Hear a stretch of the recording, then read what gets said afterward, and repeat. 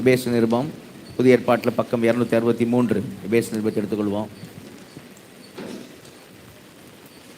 அதில் எப்பொழுதும் நம்ம 3வது வசனத்திலிருந்து நிதானமாக 14ஆம் வசனம் வரையிலும் நாம் வாசிக்க கேட்க போகிறோம். 3வது வசனத்திலிருந்து 14வது வசனம் வரையிலும் எபேசு நிருபம் 1ஆம் அதிகாரம் 3வது வசனத்திலிருந்து 14ஆம் வசனம் வரையிலும் பக்கம் 263 புதிய ஏற்பாட்டில் நாம் வாசிக்க கேட்போம். நம்முடைய கர்த்தராகிய இயேசு கிறிஸ்துவின் பிதாவாகிய தேவனுக்கு ஸ்தோத்திரம். அவர் கிறிஸ்துவுக்குள் உன்னதங்களிலே ஆவிக்குரிய சகல ஆசீர்வாதத்தினாலும் நம்மை ஆசீர்வதித்திருக்கிறார். தமக்கு முன்பாக நாம் அன்பில் பரிசுத்தம் உள்ளவர்களும் குற்றமில்லாதவர்களுமாய் இருப்பதற்கு அவர் உலக தோற்றத்துக்கு முன்னே கிறிஸ்துவுக்குள் நம்மை தெரிந்து கொண்டபடியே பிரியமானவருக்குள் தாம் நமக்கு தந்தருளின தம்முடைய கிருபையின் மகிமைக்கு புகழ்ச்சியாக தம்முடைய தயவுள்ள சித்தத்தின்படியே நம்மை இயேசு கிறிஸ்து மூலமாய் தமக்கு சுவிகார புத்திரராகும்படி முன்குறித்திருக்கிறார். அவருடைய கிருபையின் ஐஸ்வர்யத்தின்படியே இவருடைய இரத்தத்தினாலே பாவ மன்னிப்பாகிய மீட்பு இவருக்குள் நமக்கு உண்டாயிருக்கிறது. அந்த கிருபையை அவர் சகல ஞானத்தோடும் புத்தியோடும் எங்களிடத்தில் பெருக பண்ணினார். காலங்கள் நிறைவேறும் போது விளங்கும் நியமத்தின்படி பரலோகத்தில் இருக்கிறவைகளும் பூலோகத்தில் இருக்கிறவைகளும் ஆகிய சகலமும் கிறிஸ்துவுக்குள்ளே கூட்டப்பட வேண்டும் என்று தமக்குள்ளே தீர்மானித்திருந்த தம்முடைய தயவுள்ள சித்தத்தின் இரகசியத்தை எங்களுக்கு அறிவித்தார். மேலும் கிறிஸ்துவின் மேல் முன்னே நம்பிக்கையாயிருந்த நாங்கள் அவருடைய மகிமைக்கு புகழ்ச்சியாக இருக்கும்படிக்கு தமது சித்தத்தின் ஆலோசனைக்கு தக்கதாக எல்லாவற்றையும் நடப்பிக்கிற அவருடைய தீர்மானத்தின்படியே நாங்கள் முன்குறிக்கப்பட்டு கிறிஸ்துவுக்குள் அவருடைய சுதந்திரமாகும்படி தெரிந்து கொள்ளப்பட்டோம். நீங்களும் உங்கள் இரட்சிப்பின் சுவிசேஷமாகிய சத்திய வசனத்தை கேட்டு விசுவாசிகளான போது வாக்குத்தத்தம் பண்ணப்பட்ட பரிசுத்த ஆவியால் அவருக்குள் முத்திரை போடப்பட்டீர்கள். அவருக்கு சொந்தமானவர்கள் அவருடைய மகிமைக்கு புகழ்ச்சியாக மீட்கப்படுவார்கள் என்பதற்கு ஆவியானவர் நம்முடைய சுதந்திரத்தின் அச்சாரமாயிருக்கிறார். அல்லேலூயா.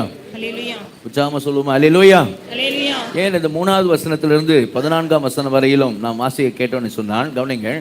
புதிய ஏற்பாடு கிரேக்க மொழியிலே எழுதப்பட்டது. அப்போஸ்தலனாகிய பவுல் இதை எபேசு நிருபத்தை கிரேக்க மொழியிலே எழுதும் பொழுது இந்த மூலப்பிரதியிலே கிரேக்க மொழியிலே 3வது வசனத்திலிருந்து 14ஆம் வசனம் வரையிலும் ஒரே ஒரு வசனமாக, ஒரே ஒரு வாக்கியமாக, ஒரே ஒரு சென்டென்ஸாக தான் கிரேக்க பதத்தில் இருக்கிறது. இதுவெல்லாம் சேர்த்து ஒரே சென்டென்ஸாக எப்படி கமா போட்டு நம்ம என்ன செய்வோம் சேர்ப்போமோ அதுபோல ஒரே ஒரு வாக்கியமாக 3வது வசனத்திலிருந்து 14ஆம் வசனம் வரையிலும் ஒரு பெரிய ஒரு வாக்கியமாக தான் மூல பிரதியிலே கிரேக்க மொழியிலே அப்போஸ்தலனாகிய பவுல் இந்த காரியத்தை என்ன செய்திருக்கார், எபேசு சபைக்கு எழுதியிருக்கிறார். அல்லேலூயா. அதனால தான் நம்ம 3வது வசனத்திலிருந்து 14ஆம் வசனம் வரையிலும் என்ன செய்தோம் வாசிக்க கேட்டோம். அதில் நான் ஏற்கனவே சொன்னேன், கடந்த வாரம் சொன்னேன், இதில் திரியேக தேவனுடைய அந்த சர்வ ஆளுகை குறித்து அந்த இடத்துல நாம் பார்க்கிறோம். திரியேக தேவனால் நமக்கு உண்டாயிருக்கிற விலையேறப்பெற்ற ரட்சிப்பின் காரியத்தை குறித்து என்ன செய்கிறோம் நாம் பார்க்கிறோம். பிதாவாகிய தேவனை குறித்து நாம் வாசிக்கும் பொழுது நாம் அங்கே 1வது அதிகாரத்தில் 4ஆம் வசனத்தை பார்ப்போமானால், தமக்கு முன்பாக நாம் அன்பில் பரிசுத்தம் உள்ளவர்களும் குற்றமில்லாதவர்களாக இருப்பதற்கு அவர் உலகம் தோற்றத்துக்கு முன்னே கிறிஸ்துவுக்குள் நம்மை தெரிந்து கொண்டபடியே. அல்லேலூயா. பிதாவாகிய தேவன் நம்மை தெரிந்து கொண்டார் என்று வசனம் சொல்லுகிறது. அல்லேலூயா. குமாரனாகிய தேவன் நான் சொன்னேன் 3 எஸ்ன்னு சொன்னேன். பிதாவாகிய தேவன் நம்மை தெரிந்து கொண்டார், செலக்ஷன் என்று சொன்னேன். 2வது குமாரனாகிய இயேசு கிறிஸ்துவை குறித்து, குமாரனாகிய தேவனை குறித்து 7ஆம் வசனம் சொல்லுகிறது, அவருடைய கிருபையின் ஐஸ்வர்யத்தின்படியே இவருடைய இரத்தத்தினாலே, இயேசுவின் இரத்தத்தினாலே பாவ மன்னிப்பாகிய மீட்பு இவருக்குள், இயேசுவுக்குள், கிறிஸ்துவுக்குள் நமக்கு உண்டாயிருக்கிறது. அல்லேலூயா. அப்போ 2வது குமாரனாகிய தேவனை குறித்து அங்கே சொல்லப்படுகிறது. குமாரனாகிய தேவனுடைய சாக்ரிஃபைஸ் என்று சொன்னேன். அவர் தன்னையே என்ன செய்தார், பலியாக ஒப்பு கொடுத்ததை குறித்து அங்கே சொல்லப்பட்டிருக்கிறது.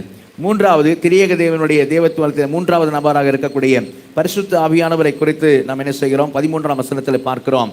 நீங்களும் உங்கள் இரட்சிப்பின் சுவிசேஷமாகிய சத்திய வசனத்தை கேட்டு விசுவாசிகளான போது வாக்குத்தத்தம் பண்ணப்பட்ட பரிசுத்த ஆவியால் அவருக்குள் முத்திரை போடப்பட்டீர்கள். அல்லேலூயா. பரிசுத்த ஆவியால் அவருக்குள் நீங்கள் சீல், முத்திரை போடப்பட்டீர்கள் என்று 3 எஸ்ஸின் காரியத்தை குறித்து என்ன செய்தோம், நம்ம ஒரு இன்ட்ரடக்ஷனாக, முன்னுரையாக கடந்த வார செய்தியை நாம் கேட்டோம். அல்லேலூயா. கவனிங்கள். பிதாவாகிய தேவனை பொறுத்தவரை வேத பண்டிதர்கள் சொல்லுகிற ஒரு காரியத்தை சொல்லுகிறேன். பிதாவாகிய தேவனை பொறுத்தவரை நாம் எப்போ ரட்சிக்கப்பட்டோம் என்று சொன்னால், அவர் எப்போது நம்மை அவர் தெரிந்து கொண்டாரோ அப்பொழுதே நாம் ரட்சிக்கப்பட்டு விட்டோம். அல்லேலூயா. அல்லேலூயா. குமாரனாகிய தேவன் இயேசு கிறிஸ்துவை பொறுத்தவரை நாம் எப்பொழுது ரட்சிக்கப்பட்டோம் என்று சொன்னால், எப்பொழுது அவர் நமக்காக ஜீவனை கொடுத்தாரோ, எப்போது நமக்காக ரத்தம் சிந்தினாரோ அப்பொழுது நாம் ரட்சிக்கப்பட்டு விட்டோம். அல்லேலூயா. பரிசுத்த ஆவியாக தேவனை பொறுத்தவரை நாம் எப்போது ரட்சிக்கப்பட்டோம் என்று சொன்னால், எப்போது நம்மை கிறிஸ்துவுக்கு அவர் முத்திரை போட்டாரோ அப்போது அந்த நாளிலே நாம் ரட்சிக்கப்பட்டு விட்டோம். அல்லேலூயா. அதுதான் திரியேக தேவனுடைய காரியமாக இருக்கிறது. இன்றைக்கு நாம் தியானத்திற்கு, நீங்கள் வாட்ஸ்அப்ல தலைப்பை பார்த்திருப்பீர்கள் என்று நம்புகிறேன். இன்றைக்கு தியானத்திற்கு நாம் பார்க்கிற காரியம் என்று சொன்னால், பிதாவாகிய தேவனுடைய கிரியை என்று, பிதாவாகிய தேவனுக்குரிய காரியத்தை மாத்திரம் இந்த நாளிலே நாம் பார்க்க போகிறோம். பரிசுத்த ஆவியான இந்த நாளில் விசேஷமாக நம்மோடு கூட இடைபடுவாராக. அல்லேலூயா. இனி தொடர்ந்து நாட்களிலே குமாரனாகிய தேவன் செய்த காரியம், பரிசுத்த ஆவியாக தேவனை குறித்த காரியம் என்று சொல்லி என்ன செய்வோம் பார்ப்போம். இன்றைக்கு தியானத்திற்கு பிதாவாகிய தேவனுடைய கிரியை என்று சொல்ற தலைப்புல நம்ம ஆண்டவருடைய வார்த்தை கேட்க போகிறோம். ஆண்டவர் இந்த நாளிலே, ஆவியான இந்த நாளிலே விசேஷமாய் நம்மோடு கூட இடைபடுவாராக. அல்லேலூயா. பிதாவாகிய தேவன் செய்த கிரியை என்ன என்று சொல்லி பார்ப்போம். நம்ம ரட்சிப்பிலே அவர் செய்த கிரியை என்ன? விலையேற பெற்ற ரட்சிப்பு, பரிதான ரட்சிப்பை, மீட்பை அவர் நமக்கு தந்திருக்கிறார். அதில் பிதாவாகிய தேவன் செய்திருக்கிற காரியம் என்ன என்று தெளிவாக அங்கே போடப்பட்டிருக்கிறதை பார்க்கிறோம். அங்கே 1ஆம் அதிகாரத்தில் 4ஆம் வசனத்தை வாசிங்க. தமக்கு முன்பாக நாம் அன்பில் பரிசுத்தம் உள்ளவர்களும் குற்றமில்லாதவர்களுமாய் இருப்பதற்கு, தமக்கு முன்பாக நாம் அன்பில் பரிசுத்தம் உள்ளவர்களும் குற்றமில்லாத இருப்பதற்கு, அவர் உலக தோற்றத்துக்கு முன்னே கிறிஸ்துவுக்குள் நம்மை அவர் பிதாவாகிய தேவன் உலக தோற்றத்துக்கு முன்னே கிறிஸ்துவுக்குள் நம்மை தெரிந்து கொண்டபடியே. அல்லேலூயா. அப்ப பிதாவாகிய தேவன் என்ன செய்திருக்கிறார்? நம்மை தெரிந்து கொண்டிருக்கிறார். அல்லேலூயா. பவுல், நல்ல கவனிங்க, பவுல் இந்த வார்த்தைகளை எழுதும்போது எப்படி எழுதுகிறார் என்று சொன்னால், தமக்கு முன்பாக நாம் என்று நம்ம எல்லாரையும் சேர்த்து சொல்லுகிறார். அல்லேலூயா.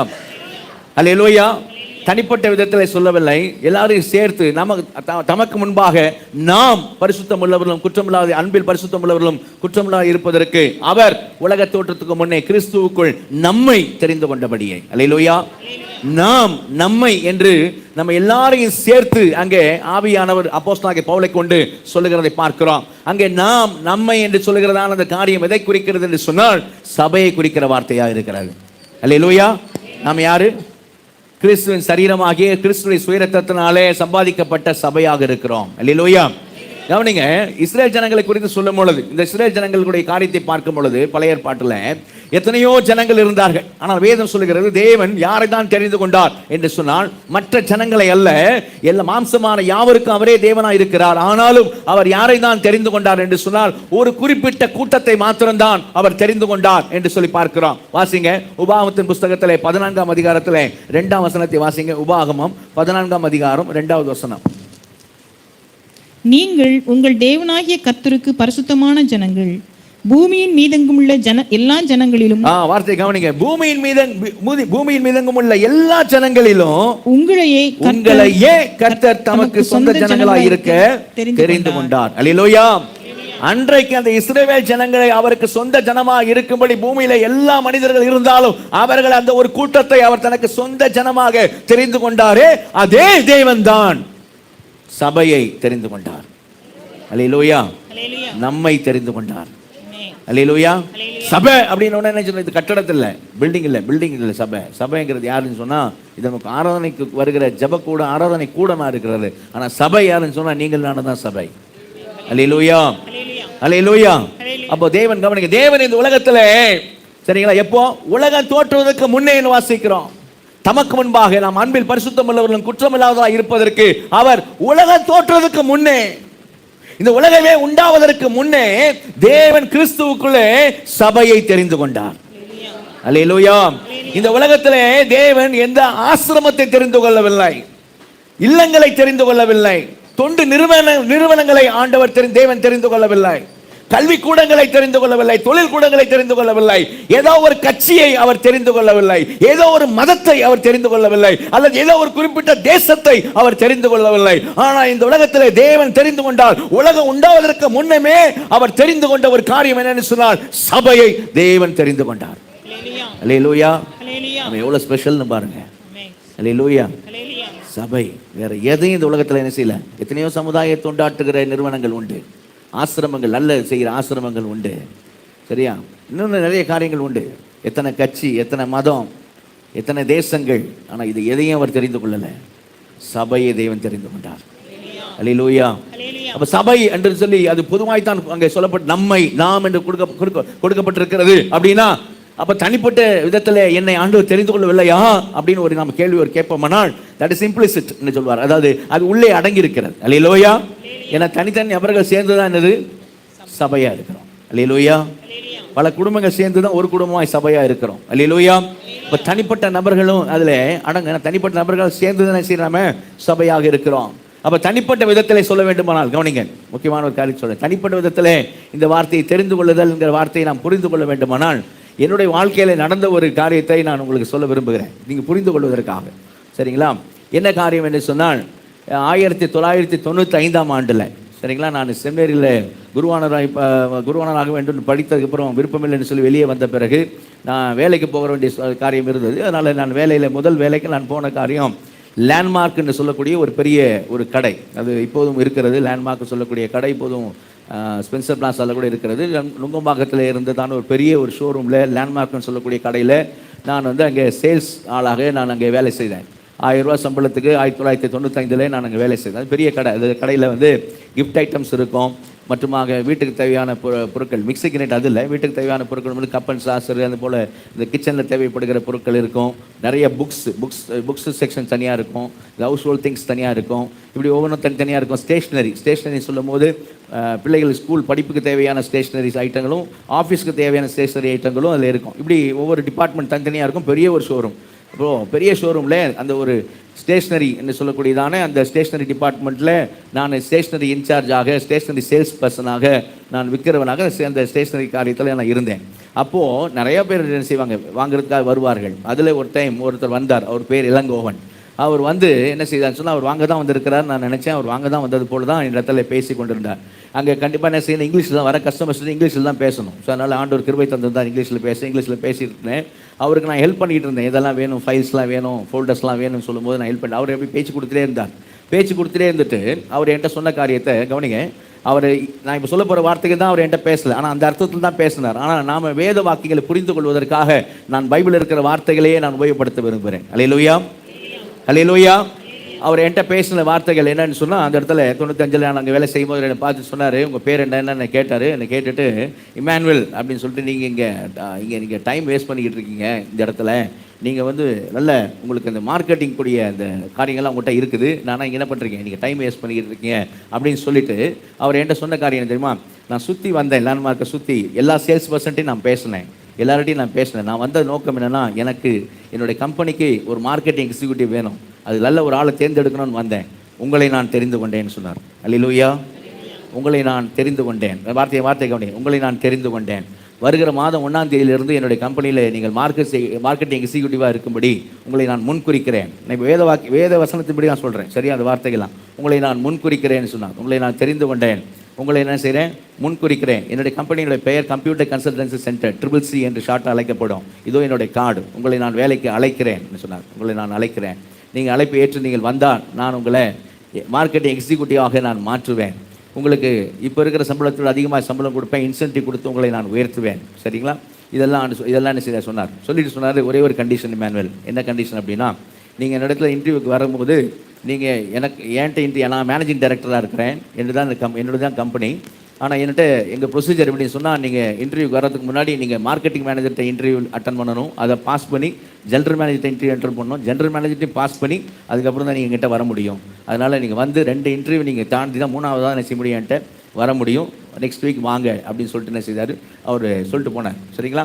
அவர் சொல்லிட்டு போன பிறகு நான் என்ன செய்தேன், அது அடுத்த வாரத்தில் அங்கே இன்டர்வியூ போனப்போ மார்க்கெட்டிங் மேனேஜருடைய இன்டர்வியூவில் பாஸ் பண்ணி, ஜென்ரல் மேனேஜருடைய இன்டர்வியூவில் பாஸ் பண்ணி, அதுக்கு பிறகு நான் இவருடைய ரூமுக்கு நான் போனபோது அவர் ரொம்ப சந்தோஷம். அப்போது அவர் அங்கே உட்காந்து சொன்னார், இங்கே பாருங்கள், நீங்கள் வந்து இப்படி 2 பேரையும் கடந்து இங்கே வருவீங்க அப்படின்னு எனக்கு தெரியும். உங்களுக்கு ஒரு சந்தோஷமான விஷயம் சொல்கிறேன். என்ன அப்படின்னு சொன்னால், உங்களோட அப்பாயின்மெண்ட் லெட்டரை நான் என்றைக்கு உங்களை சந்தித்தேனோ அன்றைக்கே வந்து HR பர்சன்ட்டை பேசி நான் உங்கள் பேரை கொடுத்து அப்பாயின்மெண்ட் லெட்டரை நான் ரெடி பண்ணிட்டேன். You are already appointed. நீங்கள் ஏற்கனவே மார்க்கெட்டிங் எக்ஸிக்யூட்டிவாக நியமிக்கப்பட்டுட்டீங்க அப்படின்னு சொல்லிட்டு இன்டர்காம் போட்டார். HR மேனேஜர் உள்ளே வர சொன்னார். அவர் இமானுவேலுக்கு எது எடுத்துகிட்டு வாங்க, ஆஃபர் லெட்டரையும் அந்த அப்பாயின்மெண்ட் லெட்டர் எடுத்துகிட்டு வாங்கினார். நீங்கள் ஒரு ஆஃபர் லெட்டரில் மட்டும் நீங்கள் கையெழுத்து போட்டால் போதும். உங்கள் சம்பளம் 1000 ரூபா தானே அங்கே லேண்ட்மார்க்கில், நான் உங்களுக்கு 2000 ரூபா சம்பளம் கொடுக்குறேன், டபுளாக தருகிறேன், உங்களுக்கு இன்சென்டிவ் தருகிறேன். நீங்கள் ஆஃபர் லெட்டர் கையெழுத்து போடுங்க, கையெழுத்து போட்டு அப்பாயின்மெண்ட் லெட்டர் வாங்கிடுங்க. உங்கள் அப்பாயின்மெண்ட் லெட்டர் ஏற்கனவே ரெடி, என்றைக்கு நான் உங்களை சந்திச்சேனோ அன்றைக்கி அப்பாயின்மெண்ட் லெட்டர் ரெடி பண்ணிட்டேன் அப்படின்னார். எனக்கு ரொம்ப இதுவாக இருந்துச்சு, ஆச்சரியமாக இருந்தது. அப்போது அவர் அதே போல் ஹெச்ஆர் மேனேஜர் கூப்பிட்டு ஹெச்ஆர் மேனேஜர் உள்ளே வந்தார். இவர் தான் இமானுவேல்னு சொன்னார். நான் ஹலோ அப்படின்னு அவரும் ஒரு ஹலோ சொல்லிவிட்டு அதுக்கப்புறம் ஆஃபர் லெட்டரில் என்கிட்ட கையில் வாங்கி என்கிட்ட அப்பாயின்மெண்ட் லெட்டர் நான் செய்தார் கொடுத்தேன். என்னை மார்க்கெட் எக்ஸிக்யூட்டிவாக நான் அந்த நாளிலே நியமிக்கப்பட்டேன். அல்லேலூயா, அல்லேலூயா. இப்போ நான் சொன்ன வார்த்தையெல்லாம் நீங்கள் கவனிச்சிருந்தீங்கன்னா என்னென்ன வார்த்தை சொன்னேன்? நான் உன்னை தெரிந்து கொண்டேன், நான் மார்க்கெட் எக்ஸிக்யூட்டிவ் இருக்கும்போது முன்குறித்தேன், உன்னை அழைத்தேன், வந்தீங்கன்னா உன்னை மார்க்கெட் எக்ஸிக்யூட்டிவ் ஆக்குவேன், உன்னை நான் அதிக சம்பளம் கொடுத்து இன்சென்டிவ் கொடுத்து உன்னை நான் உயர்த்துவேன். சரியா? உன்னை அப்பாயின்மெண்ட் லெட்டரை ஏற்கனவே நான் என்ன செய்தேன், ரெடி பண்ணிட்டேன். ஆனால் ஒரே ஒரு கண்டிஷன் என்ன, நீ என்ன செய்ய 2 இன்டர்வியூ என்ன செய்ய தாண்டி என்கிட்ட வரணும். இதுதான் சொல்லப்பட்டது. இப்போ நமக்குரிய வசனங்களை வாசிப்போம். தெரிந்து கொண்டேன். வாசிங்க எபேசியர் 1ஆம் அதிகாரத்தில் 4ஆம் வசனத்தை வாசிங்க. எபேசியர் 1:4. தமக்கு முன்பாக நாம் அன்பில் பரிசுத்தம் உள்ளவர்களும் குற்றமில்லாதவர்களுமாய் இருப்பதற்கு அவர் உலக தோற்றத்துக்கு முன்னே கிறிஸ்துவுக்குள் நம்மை தெரிந்து கொண்டபடியே. இளங்கோவன் இமானுவேலை 1995 வேலைக்காக தெரிந்து கொண்டது போல தேவன் நம்மை தெரிந்து கொண்டார். அல்லேலூயா, அல்லேலூயா. அவர் சொன்னார், வருகிற 1ஆம் தேதியிலிருந்து என் கம்பெனியில் மார்க்கெட்டிங் எக்ஸிக்யூட்டிவாக இருக்கும்படி உங்களை நான் முன்குறித்தேன்னு சொன்னார். ரோமர் 8ஆம் அதிகாரத்துக்கு வாங்க. ரோமர் 8ஆம் அதிகாரத்தில் 30ஆம் வசனத்தை வாசிங்க. ரோமர் 8:30. எவர்களை முன்குறித்தாரோ அவர்களை அழைத்தும் இருக்கிறார். அவர் என்ன பண்ணாரு? முன்குறித்தேன்னு சொல்லி கார்டு எடுத்து என்ன பண்ணாரு? என்கிட்ட கொடுத்தாரு. நான் உங்களை ஏன் செய்கிறேன், இதான் என்னுடைய கம்பெனி, நான் உங்களை அழைக்கிறேன்னு சொன்னார். எவர்களை முன்குறித்தாரோ அவர்களை அழைத்திருக்கிறார். வாசிக்க. எவர்களை அழைத்தாரோ அவர்களை நீதிமான்கள் என்னை அழைத்தார், அவர் என்னை மார்க்கெட்டிங் எக்ஸிக்யூட்டிவ் ஆக்கினார். நீங்க பைபிள்ல மார்க்கெட்டிங் எக்ஸிக்யூட்டிவ் போல ஆண்டவர் நம்மளை நீதிமான் ஆக்கி இருக்கிறார். அல்லேலூயா, நீதிமான் ஆக்கி இருக்கு. அப்புறம் எவர்களை நீதிமான்கள் ஆக்கினாரோ அவர்களை மகிமைப்படுத்தி இருக்கிறார்னு சொல்லுது. என்ன, அவருக்கு 2000 ரூபாய் சம்பளம் கொடுத்தா இன்சென்டிவ் கொடுக்குறேன்னு சொல்லி உயர்த்துவேன்னு சொல்லி சொன்னார். அல்லேலூயா, அல்லேலூயா.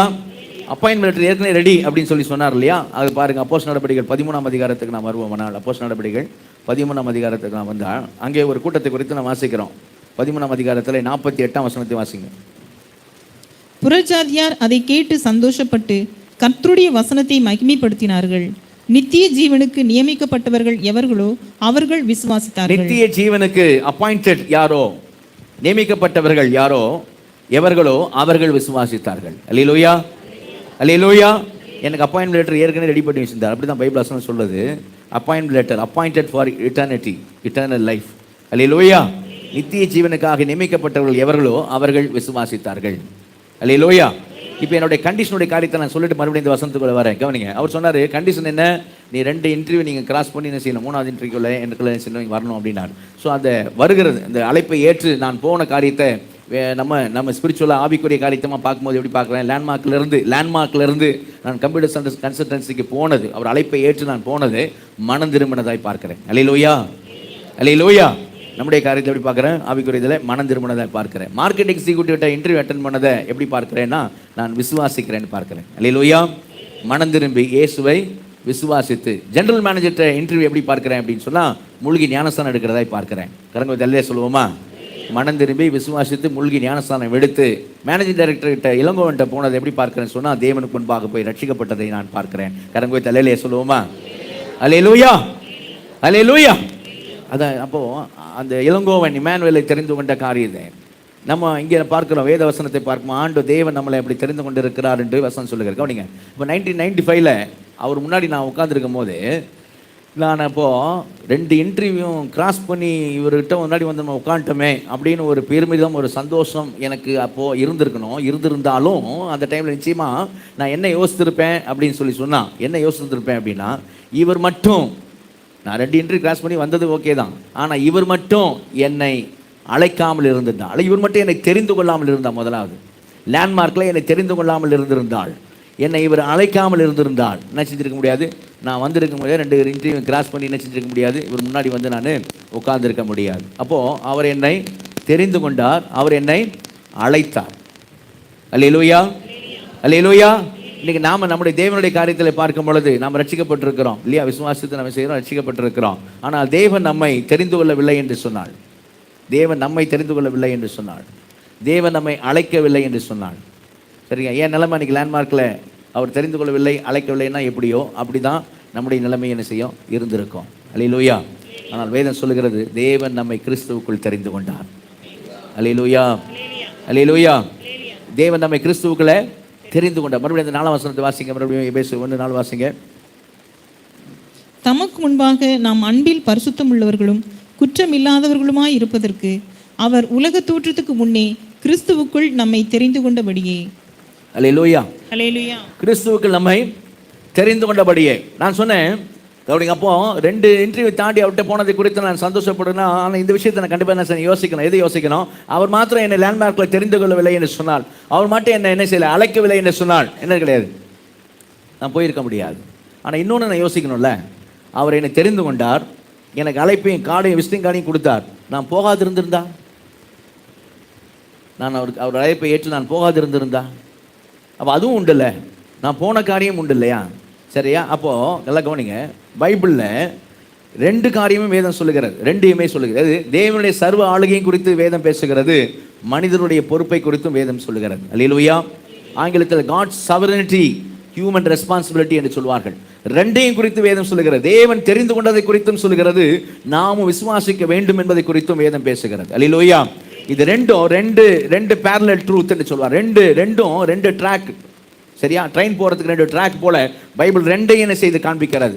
2மே சத்தியம்தான். தேவன் தெரிந்து கொண்டதும் சத்தியம்தான், நாம விசுவாசிக்க வேண்டும் என்பதும் சத்தியம்தான். அல்லேலூயா. இது 2 ட்ராக் போல. அநேகர் ஒரு ஸ்காலர் சொல்றாரு, இந்த 2 ட்ராக்கை ஒன்னாக்க வேண்டும் என்று முயற்சித்தால், யாராவது இது எப்படி ஆகல இது 2ஐயும் ஒன்னா கொண்டு வந்துடணும், தேவனுடைய தெரிந்து கொள்ளுதலையும் நாம விசுவாசிக்கிறதையும் எப்படி 2 ஒரே, அப்ப இது 2ஐயும் ஒன்னா கொண்டு வந்து வேண்டும், ஒரே கோடாய் கொண்டு வர வேண்டும் யாராவது முயற்சித்தா அவங்களுக்கு உண்டாகும் குழப்பம். சரியா? 2 கோடு இருக்குது, ஐயோ 2 கோடு, ஏதாவது 2 கோடுலாம் வேணாம், ஒன்றை தள்ளிடுவோம் அப்படின்னு ஏதாவது ஒன்றை தள்ளினாலும் இழந்து போவோம் ஆத்தும ரட்சிப்பை. 2மே பைபிள் 2த்தையும் தான் சொல்லுது. பைபிளில் எங்கெல்லாம் தேவனை குறித்து, தேவனுடைய சர்வ ஆளுகை குறித்து, தேவன் தெரிந்து கொண்டதை குறித்து சொல்லுகிறதோ அங்கே நாம் தேவன் தெரிந்து கொண்டதை குறித்தான காரியத்தை பார்க்க வேண்டாம். எங்கெல்லாம் வேதம் மனிதனுடைய பொறுப்பாக நாம் விசுவாசிக்க வேண்டும், நாம் செய்ய வேண்டும் என்று எங்கெல்லாம் பேசுகிறதோ அங்கு நாம் செய்ய வேண்டிய காரியத்தை நாம் பார்க்க வேண்டாம். கரங்க தள்ளிலே சொல்லுவோமா, உச்சமலையிலே சொல்லுவோமா? தேவன் உலக தோற்றத்துக்கு முன்னே தெரிந்து கொண்டார் என்பது ஹியூமன் ஸ்பெகுலேஷன் அல்ல, அதாவது மனிதன் கண்டுபிடித்த ஒரு காரியம் அல்ல. ஏதோ ஒரு தியாலஜியன், இறையியல் வல்லுநர் யாரோ ஒருவர் தேவன் உலக தோற்றத்துக்கு முன்னே நம்மளை தெரிந்து கொண்டார் என்கிற ஒரு உபதேசத்தை கண்டுபிடிக்கவில்லை. தேவன் உலக தோற்றத்துக்கு முன்னே தெரிந்து கொண்டார் என்கிற காரியம் மனிதனால் கண்டுபிடிக்கப்பட்ட உபதேசம் அல்ல, அது பரிசுத்த ஆவியானவரால் வெளிப்படுத்தப்படுகிற சத்தியம். அல்லேலூயா. இல்ல தெளிவா நமக்கு போட்டிருக்கு, எந்த குழப்பமும் இல்லை. உலக தோற்றத்துக்கு முன்னே தேவன் கிறிஸ்துவுக்குள் நம்மை தெரிந்து கொண்டபடியே. அல்லேலூயா. அல்லேலூயா. ஆனா என்ன புரிஞ்சு கொள்ளணும், 2ஐயும் குறித்து வேதம் என்ன செய்கிறது சொல்லுகிறதை பார்க்கிறோம் இல்லையா? தன்னுடைய குமாரனை விசுவாசிக்கிறவன் எவனோ, வசனம் சொல்லுதா, விசுவாசிக்கிறவன் எவனோ அவன் கெட்டு போகாமல் நித்திய ஜீவன் அடையும்படிக்கு அவரை தாந்தரில் இவ்வளவாய் உலகத்தில் அன்பு கொண்டார். அல்லேலூயா. 2 சொல்லுது வேதம். தேவன் தெரிந்து கொண்டார் என்று சொல்கிறது, அதே நேரம் நாம் விசுவாசித்திருக்க வேண்டும் என்று வேதம் சொல்லுகிறத செய்கிறோம் பார்க்கிறோம். அல்லேலூயா. சரி கவனிங்க, இளங்கோவன் இமானுவேலை 1995 தெரிந்து கொண்டதற்கும் தேவன் நம்மை தெரிந்து கொண்டதற்கும் நான் ஒரே வார்த்தை வச்சு பேசினாலும் நிறைய வித்தியாசங்கள் உண்டு. அல்லேலூயா. என்ன பெரிய வித்தியாசங்கள்லாம் உண்டு, சின்ன வித்தியாசம் உண்டு, பெரிய வித்தியாசங்கள் உண்டு. என்ன பெரிய வித்தியாசம் அப்படின்னு சொன்னால், நல்லா கவனிங்க, நான் அவர் என்னை தெரிந்து கொண்டார் என்று அறிந்து கொண்டேன், அவர் என்னை இன்டர்வியூக்கு அழைக்கிறார் என்று அறிந்து கொண்டேன், அவருடைய விசிட்டிங் கார்டை வாங்கி கொண்டேன், தெரிந்து கொண்டார் என்று அறிந்து, அழைத்திருக்கிறார் என்று அறிந்து நான் அந்த இன்டர்வியூக்கு போனேன். ஆனால் நம்ம ரட்சிப்புக்கு வரும்பொழுது யாருமே என்ன செய்யலை, நம்ம இல்லை இனிமேல் ரட்சிப்புக்குள்ள வர்றவங்க கூட யாருமே என்ன செய்ய சொல்ல மாட்டேன், பாஸ்டர் எனக்கு தெரியும் தேவன் என்னை தெரிந்து கொண்டார் என்று நான் அறிந்திருக்கிறேன், தேவன் என்னை ரட்சிப்புக்கு அழைத்திருக்கிறார் என்று அறிந்திருக்கிறேன், அதனால் ரட்சிக்கப்படும்படி நீதிமான் ஆகும்படி நான் வருகிறேன் அப்படின்னு சொல்லி என்ன செய்யல, யாரும் நம்ம ரட்சிக்கப்படலை, இனிமேல் யாரும் அப்படி ரட்சிக்கப்பட போறதும் இல்லை. அல்லேலூயா. அல்லேலூயா. அப்ப எப்படியா நாம ரட்சிக்கப்பட்டோம் அப்படின்னு சொல்லி சொன்னா, எப்படி ரட்சிக்கப்பட்டோம் அப்படின்னா நாம் என்ன செய்தோம் அப்படின்னா, தேவன் கவனிங்க, நாம் இயேசு கிறிஸ்துவை விசுவாசித்து பாவங்களை விட்டு மனம் திரும்பினோம். அல்லேலூயா. ஸ்டெப் 1 நாம இயேசுவை விசுவாசித்தோம். ஸ்டெப் 2 நாம் என்ன செய்தோம், மனம் திரும்பினோம். ஸ்டெப் 3 நாம் என்ன செய்தோம், மூழ்கி ஞானஸ்நானம் எடுத்தோம். அல்லேலூயா. எப்படி நான் இந்த ரெண்டு மேனேஜரை 2 மேனேஜரை தாண்டி நான் உள்ளே போனேனோ அதே போல நாம் என்ன செய்தோம்னு சொன்னா, மனம் திரும்பினோம், விசுவாசித்தோம், மூழ்கி ஞானஸ்நானம் எடுத்தோம். ஞானஸ்நானம் எடுத்து ரட்சிப்பின் வாசலுக்குள்ளே, இதுதான் வாசல் சொன்ன, ரட்சிப்பின் வாசலுக்குள்ளே நாம் உள்ள நுழைந்தோம். கரங்க தலையில சொல்லுவோமா, ரட்சிப்பின் வாசலுக்குள்ளே நுழைந்த உடனே நமக்கு ஒரு சந்தோஷம். என்ன சந்தோஷம்? நான் என்ன செய்துட்டேன்? நான் இயேசுடைய கிருபை, நான் அவரை விசுவாசித்தேன். அல்லேலூயா. நான் அவரை விசுவாசித்தேன், நான் பாவங்கள் விட்டு மனம் திரும்பி இருக்கிறேன் என்கிற சந்தோஷம், விசுவாசித்திருக்கேன் என்கிற சந்தோஷம், விசுவாசித்து மூழ்கி ஞானஸ்தானம் எடுத்திருக்கிறேன், தேவனோடு உடன்படிக்கை செய்திருக்கிறேன் என்கிற சந்தோஷம். இந்த சந்தோஷத்தெல்லாம் சேர்த்து என்ன செய்ய? ரட்சிப்படைந்தேன் என்கிற சந்தோஷம். அல்லேலூயா. அந்த வாசலுக்குள்ள போய், அப்பா ரட்சிக்கப்பட்டேன், நான் மனம் திரும்பினேன், நான் விசுவாசித்தேன், நான் மூழ்கி ஞானஸ்தானம் எடுத்து உள்ளே வந்து விலையேற பெற்ற பெரிதான ரட்சிப்பை பெற்றுக்கொண்டேன் அப்படின்னு சொல்லி அந்த வாசலுக்குள்ள நுழைஞ்சு பார்த்தாதான், நிமிர்ந்து பார்த்தா தெரியும், அங்க போட்டிருக்கோம், நீங்கள் என்னை தெரிந்து கொள்ளவில்லை, நான் உங்களை தெரிந்து கொண்டேன். நல்லா தலையில சொல்லுவோமா? நான் நினைச்சேன், நான் ரட்சிப்புள்ள வருமா, நான் நினைச்சேன், நான் என்ன செய்தேன்? மனம் திரும்பினேன், நான் அவரை விசுவாசித்தேன், நான் மூழ்கி ஞானஸ்தானம் எடுத்து அவரோட உடன்படிக்கை பண்ணி அந்த விலையேறப்பட்ட ரட்சிப்புக்குள்ள உள்ள வந்தேன் அப்படின்னு உள்ள வந்து நின்று நிமிர்ந்து பார்த்தா தெரியும், அவர் சொல்வார், நீங்கள் என்னை தெரிந்து கொள்ளவில்லை, நான் உங்களை தெரிந்து கொண்டேன். அல்லேலூயா. வசனம் சொல்லும், அவர் உலக தோற்றத்துக்கு முன்னே கிறிஸ்துவுக்குள் நம்மை தெரிந்து கொண்டபடியே. அல்லேலூயா. பிதா ஒருவனை இழுக்காவிட்டால் அவன் இடத்துல வரமாட்டான், பிதாவின் அருளை பெறாவிட்டால் நீங்கள் இடத்துல வரமாட்டீர்கள். நான் யாரையும் இடத்துல வருகிறவன் நான் புறம்பே தள்ளுவதில்லை. இந்த வார்த்தையெல்லாம் உள்ள வந்த பிறகு தான் செய்யும், உள்ள வந்த பிறகு தான் தெரியும். ஆனால் முதல்ல வருமானம் என்ன செய்யாது? தெரியாது. ஆனால் இளங்கோவன் இமானுவேல் அழைக்கும் போது இமானுவேலுக்கு தெரியும். என்ன தெரியும்? அவர் என்னை தெரிந்து கொண்டிருக்கிறார், லேண்ட்மார்க்கில் அவர் என்னை தான் தெரிந்து கொண்டிருக்கிறார், என்னை அழைச்சிருக்கிறார், இதெல்லாம் எனக்கு தெரியும். ரெண்டாவது ஒரு பெரிய வித்தியாசம் என்ன தெரியுமா? அவர் என்கிட்ட என்னத்தை பார்த்து அவர் என்னை தெரிந்து கொண்டார்? நான் பேசுகிறதான காரியத்தை பார்த்து, இவன்கிட்ட பேச்சு திறமை இருக்குது அப்படின்னு சொல்லிட்டு என்ன செய்தார்? டேலண்ட்டை பார்த்து, திறமையை பார்த்து தான் இளங்கோவன் என்ன செய்தார்? நான் இத்தனை பேர்கிட்ட பேச்சு கொடுத்துட்டு வந்தேன், உங்கள்கிட்ட பேசினேன், உங்களை நான் என்ன பண்ணுறேன்? செலக்ட் பண்ணுறேன்னு சொன்னார். என்னுடைய திறமையை பார்த்து, என்னுடைய காரியத்தை பார்த்து என்ன செய்தார்? இளங்கோவன் இமானுவேலை வேலைக்கு என்ன செய்தார்? செலக்ட் பண்ணார். ஆனால் தேவனுடைய காரியத்துக்கு நீங்கள் வரும் பொழுது வசனம் சொல்லு, உலகம் தோற்றத்துக்கு முன்னே, கரங்க தலையில சொல்லுவோமா? அல்லேலூயா. இந்த உலகத்தில் யார் எங்கே எந்த காரியத்துக்கு செலக்ட் பண்ணாலும் சரி, இளங்கோவன் மாத்திரம் இல்லை, பைபிளே காமிச்சு கொடுக்குது, யார் எங்கே செலக்ட் பண்ணாலும் யாரை தான் செலக்ட் பண்ணுவாங்க தெரியுமா? யாரை செலக்ட் பண்ணுவாங்க? ஒரு ஒரு ஒரு காரியத்தில் ராஜா கொடுத்து நீங்கள் வாசிக்கணும் அப்படின்னா, தாவீது ராஜா உடம்பு சரியாக போகுது, அப்போ பக்கத்தில் நிற்கிறதுக்கு ஒரு ஆள் வேணும்னு சொல்லி சொன்னாங்க. சரியா? அங்கேயே என்ன சொல்லப்படுது பாருங்க, 1 ராஜாக்கள் புஸ்தகத்தில், 1 ராஜாக்கள் 1ஆம் அதிகாரம், 1 ராஜாக்கள் 1ஆம் அதிகாரத்தில்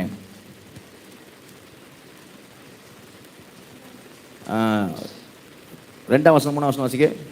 அப்பொழுது அவனுடைய ஊழியக்காரர் அவனை நோக்கி, ராஜ சமூகத்தில் நின்று அவருக்கு பணிவிடை செய்யவும், ராஜாவாகிய எங்கள் ஆண்டவனுக்கு அனல் உண்டாகும்படி உம்முடைய மடியிலே படுத்துக்கொள்ளவும் கன்னியாகிய ஒரு சிறு பெண்ணை ராஜாவாகிய எங்கள் ஆண்டவனுக்கு தேடுவோம் என்று சொல்லி, கன்னியாகிய ஒரு சிறு பெண்ணை தேடுவோம் அப்படின்னு சொல்லிட்டாங்க. ஆனால் அதான் அந்த எலிஜிபிலிட்டி என்ன பாருங்க, தகுதி என்னன்னு பாருங்க. அடுத்த வருஷம் வாசிக்க. இஸ்ரவேலின் எல்லையில் எல்லாம் அழகான ஒரு பெண்ணை தேடி சூனேம் ஊராளாகிய அபிஷாகை கண்டு அவளை ராஜாவினிடத்தில் கொண்டு வந்தார். யாரை தேடினாங்க? அழகான பெண். சரியா? ராஜா பக்கத்தில் நிற்கணும் அப்படின்னா என்ன எலிஜிபிலிட்டி பார்க்குறாங்க? அதான் மனுஷன் பார்ப்பான். அழகை பார்த்து தான் அன்றைக்கு அவள் தேர்ந்தெடுக்கப்பட்டாள். இஸ்ரேல் ஊரை ஃபுல்லாக போன தேசம் எங்கும் போய் யாரும் கண்டுபிடிக்கும், அழகான ஒரு ஆளை கண்டுபிடிச்சுங்களா அப்படின்னு தான். சரிங்களா? நேபுகாத் நேச்சார் வந்து படையெடுத்து வந்து யூத தேசத்தை அழிக்கும் பொழுது, எல்லாத்தையும் தீக்கிரையாக்கும் போது, ஆலயத்தையும் இடித்து தீக்கிரையாக்கும் போதும் கூட, பட்டணங்கள் வீடுகளில் எரிக்கும் போதும் கூட வசனம் சொல்லுது, அவங்க குறிப்பாக செஞ்ச காரியத்தை குறித்து வேதத்தில் 2 ராஜாக்களில் 24ஆம் அதிகாரத்தில் சொல்லப்பட்டிருக்கு. 2 ராஜாக்கள் 24ஆம் அதிகாரத்துக்கு வாங்க, அங்கே பாருங்க, 13ஆம் வசனம் 14ஆம் வசனம். அங்கே இருந்து கர்த்தருடைய ஆலயத்தின் சகல பொக்கிஷங்களையும் ராஜாவுடைய அரமனையின் பொக்கிஷங்களையும் எடுத்துக்கொண்டு, பொக்கிஷங்களை அவன் அழிக்கல, பொக்கிஷங்களை என்ன பண்ணா?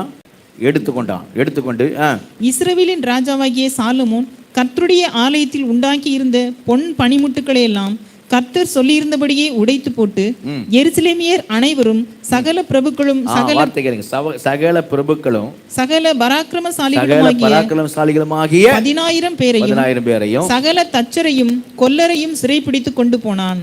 தேசத்தில் 7 ஜனங்களே அல்லாமல் வேறொருவரும் மீதியா இருக்கவில்லை. அப்ப யாரெல்லாம் கொண்டு போயிட்டான்? பராக்கிரமசாலிகளை. சரியா? தச்சரை, கொல்லரை. நீங்க அடுத்த வசனம் பாத்தீங்கன்னா தெரியும். அடுத்த வசனம் எப்படி போட்டிருக்கு? அவன் யோயாக்கீனையும் ராஜாவின் தாயையும் ராஜாவின் ஸ்திரீகளையும் அவன் பிரதானிகளையும் தேசத்தின் பராக்கிரமசாலிகளையும் எருசலேமிலிருந்து பாபிலோனுக்கு சிறைபிடித்து பராக்கிரமசாலிகள் எல்லாம் அழிக்கல, விட்டுட்டும் போல. யாரு அடிமையெல்லாம் தூக்கிட்டு போறான் அப்படின்னா, நல்ல டேலண்ட் உள்ள ஆட்கள், பராக்கிரமசாலிகள் யாரு, திறமை உள்ளவர் யார், தச்சர் யாரு, கொள்ளர் யாரு, அவங்களை பிடி, பிரதானிகளை பிடி, பிரபுக்களை பிடி, அப்படின்னு சொல்லி தான் அப்படிப்பட்ட ஆட்களை தான் செய்யலாம் அங்கே பாபிலோன் தேசத்துக்கு யூதேய தேசத்துக்கு சிறையிருப்பு கொண்டு போனான். மனுஷன் இப்படி தான் செலக்ட் பண்ணுறான். அடிமையாக கொண்டு போனாலும் அப்படி தான் கொண்டு போகிறான். அரசன் முன்னாடி நிற்கிறதுக்கும் அப்படி தான் கொண்டு போகிறான். அழகாக இருக்கிற ஆளை தான் கொண்டு போகிறான். ஆம்பளைங்க பிடிச்சி எப்படி பிடிச்சின்னு போகிறான்? பராக்கிரமசாலியில் திறமை உள்ளவர்கள் அப்படி தான் கொண்டு போகிறார். சரியா? ஆனால் இளங்கோவனும் இமானுவேல் அப்படி தான் என்ன செய்றார்? செலக்ட் பண்ணார், தெரிந்து கொண்டார். ஆனால் தேவன் உங்களை என்னையும் அப்படி தெரிந்து கொள்ளவில்லை. கல்லா கிழமை தலையில சொல்லுவோமா? அல்லேலூயா. எப்படி நமக்கு தெரியும் அவர் நம்மை தெரிந்து கொள்ளவில்லை அப்படின்னு? இஸ்ரேல் மக்களை தெரிந்து கொள்ளும் போதே ஒரு வார்த்தை சொல்றார். அதுக்கப்புறம் நம்ம அழைப்புக்கு வருவோம். இஸ்ரேல் மக்களை தெரிந்து கொள்ளும் போதே உபாகமம் 7ஆம் அதிகாரத்தில் ஆண்டவர் அவங்கள்ட்ட சொல்ற காரியம் பாருங்க. எப்படி தெரிந்து கொண்டேன்னு சொல்றாரு பாருங்க. உபாகமம் 7ஆம் அதிகாரத்தில் 7வது வசனம் வாசிங்க. சகல ஜனங்களிலும் நீங்கள் திரட்சியான ஜனம் என்று கர்த்தர் உங்கள் பேரில் அன்பு வைத்து உங்களை தெரிந்து கொள்ளவில்லை. நீங்கள் சகல ஜனங்களிலும் கொஞ்சமாய் இருந்தீர்கள். கர்த்தர் உங்களில் அன்பு கூர்ந்ததினாலும் உங்கள் பிதாக்களுக்கு இட்ட ஆணையை காக்க வேண்டும் என்பதினாலும். சரி, அப்போ சகல ஜனங்களிலும் நீங்கள் திரட்சியான ஜனம் என்று என்ன செய்யல? அவர் உங்களை தெரிந்து கொள்ள. நீங்க கொஞ்சமாக தான் இருந்தீங்க, ஆனால் அவர் உங்களை தெரிந்து கொண்டார். அல்லேலூயா. இப்போ நம்முடைய தெரிந்து கொள்ளுதலுக்கு வருவோம். நம்மளை எப்படி தெரிந்து கொண்டிருக்கிறார்? திறமை உள்ளவர்கள் இல்லையா? எப்படி தெரிந்து கொண்டிருக்க ஆண்டவர்? 1 கொரிந்தியர் 1ஆம் அதிகாரம் 26ஆம் வசனத்தில் வாசிங்க. 1 கொரிந்தியர் 1ஆம் அதிகாரம் 26 எப்படியெனில் சகோதரரே, நீங்கள் அழைக்கப்பட்ட அழைப்பை பாருங்கள். மாம்சத்தின்படி ஞானிகள் அநேகர் இல்லை, வல்லவர்கள் அநேகர் இல்லை, பிரபுக்கள் அநேகர் இல்லை. ஞானிகளை வெட்கப்படுத்தும்படி தேவன் உலகத்தில் பைத்தியமானவைகளை தெரிந்து கொண்டார். யாரை தெரிந்து கொண்டார்? பைத்தியமானவைகளை தெரிந்து கொண்டார். பலமுள்ளவைகளை வெட்கப்படுத்தும்படி தேவன் உலகத்தில் பலவீனமானவைகளை தெரிந்து கொண்டார். பலவீனமானவைகளை தெரிந்து கொண்டார். உள்ளவைகளை அவமாக்கும்படி உலகத்தின் இழிவானவைகளையும் அற்பமாய் எண்ணப்பட்டவைகளையும் இல்லாதவைகளையும் தேவன் தெரிந்து கொண்டார். நல்ல கலங்குதல்ல சொல்லுவோமா? அற்பமா எண்ணப்பட்டதை, இழிவாய் சொல்லப்பட்டதை, சரியா, இல்லாதவைகளை, இவைகளை தேவன் தெரிந்து கொண்டார். மனுஷன் எவனும் தெரிந்து கொள்ளாததான் ஆண்டவர் தெரிந்து கொண்டார். அல்லேலூயா, அல்லேலூயா. மனுஷன் எவனும் நிச்சயமா இப்படி யாராவது தெரிஞ்சு கொள்வானா? இளங்கோவன் வந்து இந்த லேண்ட்மார்க்கில் சுற்றி பைத்தியக்காரனை பிடிப்பாரா? சொல்லுங்க, பிடிப்பாரா? இல்லை. பலவீனமானது பிடிப்பாரா? இல்லை. சரியா? அப்போது மனுஷன் யாரும் அப்படி தெரிந்து கொள்ள. ஆனால் வேதம் சொல்லுது, தேவன் நம்மை தெரிந்து கொண்டார். எவ்வளவு வேணும் பொய் உரையாத தேவன். அல்லேலூயா, அல்லேலூயா. அப்படிதான் கர்த்தர் நம்மளை தெரிந்து கொண்டிருக்கிறார். அல்லேலூயா. அப்போது இளங்கோவன் இமானுவேல் அழைச்சதுக்கும் தேவன் நம்மை தெரிந்து கொண்டது, இளங்கோவன் இமானுவேலை தெரிந்து கொண்டதுக்கும் தேவன் நம்மை தெரிந்து கொண்டதுக்கும் நிறைய வித்தியாசங்கள் இருக்கிறதுன்னு செய்யணும் பார்க்குறோம். நான் சொன்ன ஒரு வித்தியாசம் முன்னாடியே எனக்கு தெரியும், ஆனால் நமக்கு ரட்சிக்கப்படும் போது தெரியாது. அது இளங்கோவன் திறமையை பார்த்து தெரிந்து கொண்டான், தேவனை திறமை பார்த்து தெரிந்து கொள்ளலை. இன்னொரு முக்கியமான ஒரு பெரிய வித்தியாசம் உண்டு. என்ன அப்படின்னு சொன்னால், ஏன் என்னை தெரிந்து கொண்டார், எதற்காக என்னை தெரிந்து கொண்டார்? அல்லேலூயா, அல்லேலூயா. why me? ஏன் அவர் என்னை தெரிந்து கொண்டார்? இன்னொரு ஆள் ஏன் என்னை தெரிந்து கொண்டார்? அது ரெண்டாவது நோக்கம், எதற்காக தெரிந்து கொண்டார்? அல்லேலூயா. இந்த ரெண்டு காரியத்தில் இளங்கோவன் இமானுவேல் அழைச்சதுக்கும் தெரிந்து கொண்டதுக்கும் தேவன் நம்மை தெரிந்து கொண்டிருக்கிறதுக்கும் பயங்கர பெரிய வித்தியாசம் உண்டு. அந்த வித்தியாசத்துடைய காரியத்தை நாம் கடைசியில் பார்ப்போம். அதுக்கு முன்பாக தேவன் நம்மை தெரிந்து கொண்டிருக்கிறதுனால நமக்கு உண்டாயிருக்கிற விலையேற பெற்ற விசேஷமான 2 ஆசீர்வாதங்களை நாம் பார்ப்போம். கரங்க சொல்லுவோமா?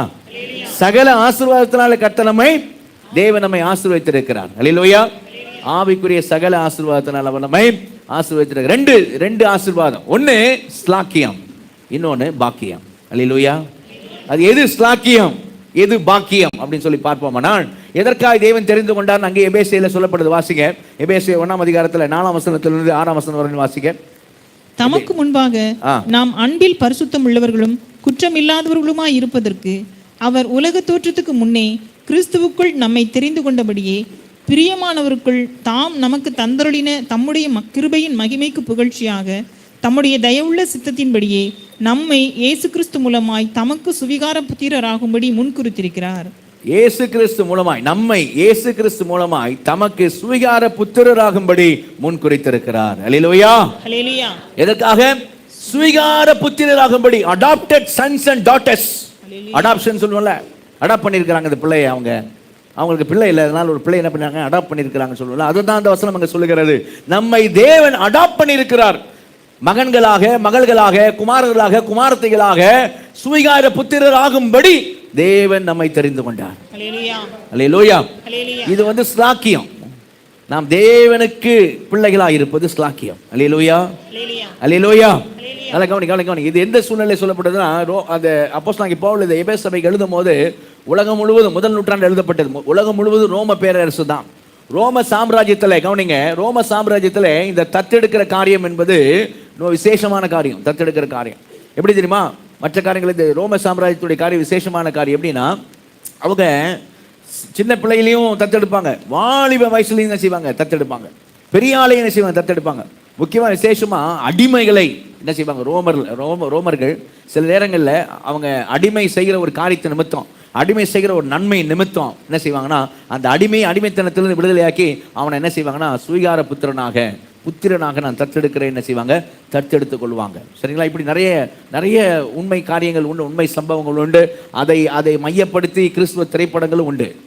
ஜூடா பென்ஹேர் என்று சொல்லக்கூடிய ஒரு படத்தில் கூட இந்த காரியம் தான் வரும். பென்ஹேர்னு சொல்லக்கூடிய இந்த குதிரை ரேசலுக்கு அந்த படத்தில் கூட இந்த காரியம் தான் வரும். அந்த ஜூடா பென்ஹேர் செய்யாத ஒரு தவற்றுக்காக அடிமையாக மாறிடுவார். அடிமையாக போன அவர் ஒரு சேனாதிபதியை யுத்தத்தில் என்ன செய்வார்? காப்பாற்றுவார்.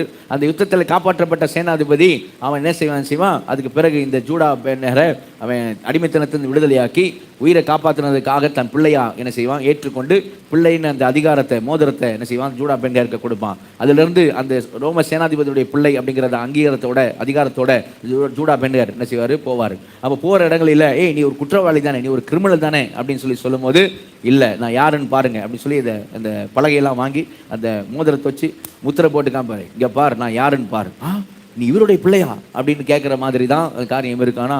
அப்படி தான் அங்கே ரோம பேரரசனுடைய காரியத்தில் ரோமர்களுடைய காரியம் என்ன சொன்னால், அந்த அடாப்ட் பண்ணும்போது யார் அடாப்ட் பண்ணப்படுகிறார்களோ அவங்களுக்கு மிகுந்த சந்தோஷம் உண்டாயிருக்கும். அல்லேலூயா, அல்லேலூயா. ஏன்னா அடிமைத்தனத்தின் விடுதலையாகி என்ன மாறிடுறாங்க? வாரிசாக மாறிடுறாங்க. அல்லேலூயா. நல்லா கவனிங்க. அந்த நாளில் ரோம பேரரசில் ரோமன் ஒருத்தன் அப்படின்னு சொன்னால், ரோம பேரரசில் ரோமன் அப்படின்னு சொன்னால் ஒரு பெரிய மதிப்பு. ரோமன், நான் ஒரு ரோமன் அப்படின்னா, எப்பா ரோமனா நீ அப்படின்னு பயப்படுவாங்க. பைபிளை அது குறித்து நம்ம பார்க்க முடியும். அப்போஸ்தலர் நடவடிக்கைகள் 16ஆம் அதிகாரத்தில் மக்கதோனியாவில் பவுலையும் சீலாவையும் பிடிச்சி சிறைச்சாலையில் அடிச்சு என்ன செய்வாங்க? அங்கே சிறைச்சாலையில் வச்சுருவாங்க. நல்லா அடித்து என்ன செய்வாங்க? அவங்கள சிறைச்சாலையில் வச்சுட்டு அடுத்த நாள் காலையில் அவங்க சொல்லுவாங்க, உங்களை நாங்கள் விடுதலையாக்கும்படி சொன்னாங்க. வாசிக்க 35ஆம் வசனம், அப்போஸ்தலர் 16:35 வாசிங்க. பொழுது விடிந்த பின்பு அந்த மனுஷரை விட்டுவிடுங்கள் என்று சொல்ல அதிகாரிகள் சேவகர்களை அனுப்பினார்கள். சிறைச்சாலைக்காரன் பவுலுக்கு இந்த வார்த்தைகளை அறிவித்து, உங்களை விடுதலையாக்கும்படிக்கு அதிகாரிகள் கட்டளை அனுப்பினார்கள். ஆகையால் நீங்கள் இப்பொழுது புறப்பட்டு சமாதானத்துடனே போங்கள் என்றான். ஜெயிலிருந்து இருந்து வெளியே அனுப்புறாங்க பவுலையும் சீலாவையும். சரி, இப்போ நீங்க போங்க அப்படின்றாங்க. பவுல் என்ன சொல்றாரு பாருங்க, வாசிக்க. அதற்கு பவுல், ரோமராகிய எங்களை அவர்கள் நியாயம் விசாரியாமல் வெளியரங்கமாய் அடித்து சிறைச்சாலையிலே போட்டார்கள். இப்பொழுது ரகசியமா எங்களை விடுதலை ஆக்குகிறார்களோ? அப்படியல்ல, அவர்களே எங்களை வெளியே அழைத்து அனுப்பிவிடட்டும் என்றான். ரோமர்களாகி எங்களை அப்படின்றார் பாருங்க. சரியா? அப்படி சொல்றாரு. ரோமனா இருந்தான்னா என்ன இருந்தா, கிரேக்கனா இருந்தானா, வெளியே போயா அப்படி சொல்ல. ரோமர்களாக எங்களை அடிச்சுட்டு, நியாய விசாரணை அடிச்சுட்டு சும்மா வெளியே போங்க நான் சொல்றாங்க. அவங்களை கூப்பிடு, அவங்கள எங்களை பார்க்க சொல்லுன்ற சிறையில் இருக்கிற கைதிகள். என்ன அடுத்த வசனம் வாசிங்க. அடுத்த வசனம். சேவகர் இந்த வார்த்தைகளை அதிகாரிகளுக்கு அறிவித்தார்கள். ரோமரா இருக்கிறார்கள் என்று அவர்கள் கேட்ட பொழுது பயந்து வந்து ரோமரா அப்படின்னு பயம் உண்டாச்சு. ஐயோ, ரோமர்களை நம்ம தெரியாம அடிச்சிட்டோம் அப்படின்னு சொல்லி பயந்து அடுத்த வருஷம் வாசிங்க. அவர்களுடனே தயவாய் பேசி அவர்களை வெளியே அழைத்து கொண்டு போய் பட்டணத்தை விட்டு புறப்பட்டு போகும்படி கேட்டுக்கொண்டார்கள். தயவாய் பேசி, தெரியாம பண்ணிட்டோம், தெரியாம அடிச்சிட்டோம், நீங்க ரோமர்னு எங்களுக்கு முதலே சொல்லியிருக்கலாம்ல, நாங்கள் உங்க மேல கையை வச்சே இருக்க மாட்டோமே, இப்படிலாம் தயவா பேசி கொண்டு என்ன பண்ணுங்க, தயவுசெய்து போங்க அப்படின்னு ராஜ மரியாதையோடு அனுப்பிச்சாங்க. இதனால யாரு இவங்க? ரோமர் அப்படிங்கிற காரியம். அப்போ அந்த நாட்களில் இந்த ரோமர் அப்படின்னு சொன்னா, நான் ரோமன் அப்படின்னா ஒரு பெரிய மதிப்பு இல்லை. ரோமன் அப்படின்னு ஒருத்தன் சொன்னானா, ஒன்று அவன் அந்த ரோம குடும்பத்தில் பிறந்திருக்க வேண்டும், அல்லது 2 சாய்ஸ் தான் இருக்கு. ஒன்று ரோம குடும்பத்தில் பிறந்திருக்க வேண்டும், அல்லது ரோமனாக தத்தெடுக்கப்பட்டிருக்க வேண்டும், அல்லது ரோமனாக அவன் தன்னுடைய காரியத்தை அவன் வேற யாரும் அழைப்பான், ஆனால் அதிகமாக செலவு செய்து அவன் என்ன செஞ்சிருக்கணும், ரோமனாக மாறுவதற்கு அவன் எவ்வளோ பே பண்ணணுமோ அவ்வளோ பே பண்ணி என்னவா மாறி இருக்கணும், ரோமனாக மாறி இருக்கணும். அப்படி ஆட்கள் பே பண்ணி மாறினாங்களா அப்படின்னா மாறினாங்க. எதுக்குன்னா அது ரோமன் அப்படிங்கிறதான ஒரு அந்தஸ்து, ரோமன் அப்படிங்கிறதான ஒரு மதிப்பு. சரியா? அப்போ அந்த மதிப்புக்காக தன் சொத்துக்கள் இருக்கிற காரியத்தை கூட வித்து கூட அந்த மதிப்பை வாங்கணும்னு சொல்லி செஞ்ச ஆட்கள் உண்டு. காசு கொடுத்து தான் ரோமனா மாறணும் உண்டு. ரோம குடும்பத்தில் பிறந்திருக்கணும், அல்லது என்ன செய்யணும், காசு கொடுத்து வாங்கியிருக்கணும், அல்லது அடிமை வாரிசாக எடுக்கப்பட்டிருக்கணும், ரோமனாக மாற்றப்பட்டிருக்க வேண்டும். பின் நாட்களில் பார்த்தீங்கன்னா அங்கே அந்த சேனாபதி பேசுவான் இல்லையா, பவுல்கிட்ட பேசும்போது இல்லையா, சேனாபதி சொல்கிறதான ஒரு காரியத்தை பாருங்கள். அப்போஸ்தலர் 22ஆம் அதிகாரத்தில் பவுலுக்கும் சேனாபதி கிழவதி லீசியாவுக்கும் நடக்கிற உரையாடல் அப்படிங்கிறத பார்க்குறோம். வாசிங்க. அதுக்கு முன்னாடி 100க்கு அதிபதி சொல்கிறத பாருங்க. 25ஆம் வசனம் வாசிங்க. அப்போஸ்தலர் 22ல் 25ல். அந்தபடி அவர்கள் அவனை வாரினால் அழுந்த 24 வாசிங்க. 24. சேனாபதி அவனை கோட்டைக்குள்ளே கொண்டு வரும்படி கட்டளையிட்டு, அவனை பவுலை கோட்டைக்குள்ள கொண்டு வரும்படி கட்டளையிட்டு, அவர்கள் அவனுக்கு விரோதமாய் இப்படி கூக்குரலிட்ட முகாந்தரத்தை அறியும்படிக்கு அவனை சவுக்கால் அடித்து விசாரிக்க சொன்னான். சவுக்கால் அடித்து, பவுலை சவுக்கால் அடித்து விசாரிக்க சொல்றான் சேனாபதி. அந்தபடி அவர்கள் அவனை வாரினால் அழுந்து கட்டும்போது, அவனை கட்டும்போது பவுல் சமீபமாய் நின்ற 100க்கு அதிபதியை நோக்கி, ரோமனும் நியாயம் விசாரிக்கப்படாதவனுமாய் இருக்கிற மனுஷனை அடிக்கிறது உங்களுக்கு நியாயமா என்றான். ரோமன் நானு, என்ன நீங்க பண்றது நியாயமா அப்படின்னு அந்த வார்த்தையை கேட்டான் பாருங்க. இந்த 100க்கு அதிபதி என்ன செஞ்சான் பாருங்க. அடுத்த வருஷம் வாசிங்க. 100க்கு அதிபதி அதை கேட்டு சேனாபதியினிடத்திற்கு போய் அதை அறிவித்து, நீர் செய்ய போகிறதை குறித்து எச்சரிக்கையாயிரும், இந்த மனுஷன் ரோமன் என்றான். ஓடி போய் சொல்றான், சேனாபதி நீ அடிக்க சொல்றியா, அந்த ஆள் யார் தெரியுமா, அவன் ரோமன் சொல்றான், நீ செய்யறதை குறித்து எச்சரிக்கையாயிரு, ரோமன் மேல கைய வைக்க போற இப்ப நீ அப்படிங்கிறான். அவனும் சேனாபதி ரோமன் தான். சரியா? இப்ப என்ன நடக்குது? அவன் அங்கிருந்து ஓடி வரான் பாருங்க. வாசிங்க. அப்பொழுது சேனாபதி பவுலிடத்தில் வந்து, நீ ரோமனா, எனக்கு சொல் என்றான். அதற்கு அவன், நான் ரோமன் தான் என்றான். பவுல் சொன்னாரு, நான் ரோமன் தான் என்றார். உடனே இவன் என்ன சொன்னா பாருங்க. வாசிங்க. சேனாபதி பிரதியுத்தரமாக, நான் மிகுந்த திரவியத்தினாலே இந்த ஸ்லாக்கியத்தை சம்பாதித்தேன் என்றான். ஸ்லாக்கியத்தை சம்பாதித்தேன், மிகுந்த திரவியத்தினாலே, காசு கொடுத்து மிகுந்த திரவியம், ரொம்ப ராயல்டி பே பண்ண வேண்டியிருந்தது, நான் என் சொத்துல பாதி கொடுக்க வேண்டிய, அப்படி அது மாதிரி தான் சொன்னான். மிகுந்த திரவியத்தை கொடுத்து நான் ரோமன் அப்படின்னு இந்த ஸ்லாக்கியத்தை என்ன செய்தேன், நான் பெற்றுக்கொண்டேன், சம்பாதித்தேன். பவுல் என்ன சொன்னார்? வாசிங்க. அதற்கு பவுல், நானோ இந்த ஸ்லாக்கியத்திற்கு உரியவனாக பிறந்தேன் என்றான். நானோ இந்த ஸ்லாக்கியத்துக்கு உரியவனாக பிறந்தேன் என்றார். அல்லேலூயா, அல்லேலூயா. இந்த ஸ்லாக்கியத்துக்கு உரியவனாக பிறந்தேன்னு சொன்னார். சரியா? எப்படி அவர் ரோம ஸ்லாக்கியத்துக்குரியவராக இருந்தார்? ஒருவேளை அங்கே தர்சியூஸ்ல அவருடைய தாத்தா ஒருவேளை ரோமனாக என்ன சொல்லலாம், காசு கொடுத்து அவர் ரோமனாக இருக்கலாம், அல்லது தாத்தா அடிமையாக இருந்து என்ன செஞ்சிருக்கலாம், ரோமனாய் மாற்றப்பட்டிருந்திருக்கலாம். அதுக்கு பிறகு அப்பா ரோமன், ஏன்னா யார் ஒருத்தர் மாறினாங்களோ அதுக்கு பிறகு பிறகு பிள்ளைங்களாம் ரோமன் தான். அப்போ அப்பாவும் ரோமனாக இருந்திருக்கலாம். அதனால இவர் சொல்கிறார், நான் ரோமனாகவே என்ன செய்தேன், பிறக்கும் போது நான் ரோமனாக தான் பிறந்தேன் அப்படிங்கிறார். சரியா? அப்போ பாருங்க, அந்த கான்வர்சேஷன் பார்த்தீங்கன்னா, நீ ரோமனா, ஓடி வந்து கேட்குறான், நீ ரோமனா, நான் இந்த ஸ்லாக்கியத்தை, எதை நான் இந்த ஸ்லாக்கியத்தை, இன்னைக்கு நமக்கு இருக்க ஸ்லாக்கியம் நீங்கள் நான் இன்னைக்கு ரோம பேரரசின் உலகம் முழுக்க இன்னைக்கு இல்லை. அன்னைக்கு ரோம ராஜ்யத்தில், ரோம சாம்ராஜ்யத்தினுடைய காரியமாக, ரோமன் என்று சொன்னால் எவ்வளோ பெரிய அந்தஸ்து, எவ்வளோ பெரிய மதிப்பு, எவ்வளோ பெரிய காரியம் அப்படின்னு செய்கிறோம், பைபிள்லே பார்க்குறோம். அப்படின்னு இன்னைக்கு ரோம சாம்ராஜ்யம் இன்னைக்கு இல்லை, ஆனால் இன்னைக்கு என்றென்றைக்கும் கர்த்தர் ராஜரிகம் பண்ணுகிறார். அல்லேலூயா. நாம தேவனுடைய பிள்ளை என்று அழைக்கப்படுகிறோம். அல்லேலூயா. இப்போ அவங்க எப்படி ஸ்லாக்கியம் சொல்றானோ, அந்த அந்த சேனாபதி சொன்ன பார்த்தீங்கன்னா, மிகுந்த திரவியத்தினால் அந்த ஸ்லாக்கியத்தை சம்பாதித்தேன். பவுல் சொல்றாரு, இந்த ஸ்லாக்கியத்துக்கு உரியவனாகவே நான் பிறந்தேன். அல்லேலூயா. என்னைக்கு நாம இயேசு கிறிஸ்துவை விசுவாசித்து மறுபடியும் பிறந்தோமோ, பாவத்துக்கு செத்து நீதிக்கு பிழைத்தோமோ, என்றைக்கு நாம் தேவ பிள்ளையா மாறினோமோ, அன்றைக்கு நமக்கு கிடைச்சிருந்த ஸ்லாக்கியம். அல்லேலூயா, அல்லேலூயா. ஆனா இந்த இடத்துல எபேசியர்ல நல்லா கவனிங்க, சுவிகார புத்திரராகும்படி அப்படின்னு வாசிக்கிறோம். நம்மள தேவன் என்ன எந்த அர்த்தத்தில் அங்க போடப்பட்டிருக்கு அப்படின்னா, தேவன் நம்ம குழந்தைகளாய் அல்ல, அவருடைய நம்ம அடாப்ட் பண்ணது, நம்மள குழந்தைகளாய் நம்ம அடாப்ட் பண்ணி குழந்தைகளாய் நம்மளை வைக்கல, மாறாக புத்திரராக லீகல் ரைட்ஸ் கொடுத்து, நாம லீகல் ரைட்ஸ் எப்படின்னு சொன்னா, எப்படி குழந்தையா இல்ல, நாம புத்திரராக, வளர்ந்த முதிர்ச்சி அடைந்த மகளாக. ஏன்னா வளர்ந்த முதிர்ச்சி அடைந்த மகனும் மகளும் தான் என்ன செய்ய முடியும் அப்படின்னா, அந்த யார் தத்தெடுக்கிறாங்களோ அவங்களுடைய ஐஸ்வர்யத்தை வாரிசாக இருந்து, சட்டப்படி வாரிசாக இருந்து அந்த ஐஸ்வர்யத்தை என்ன செய்ய முடியும், பயன்படுத்த முடியும்.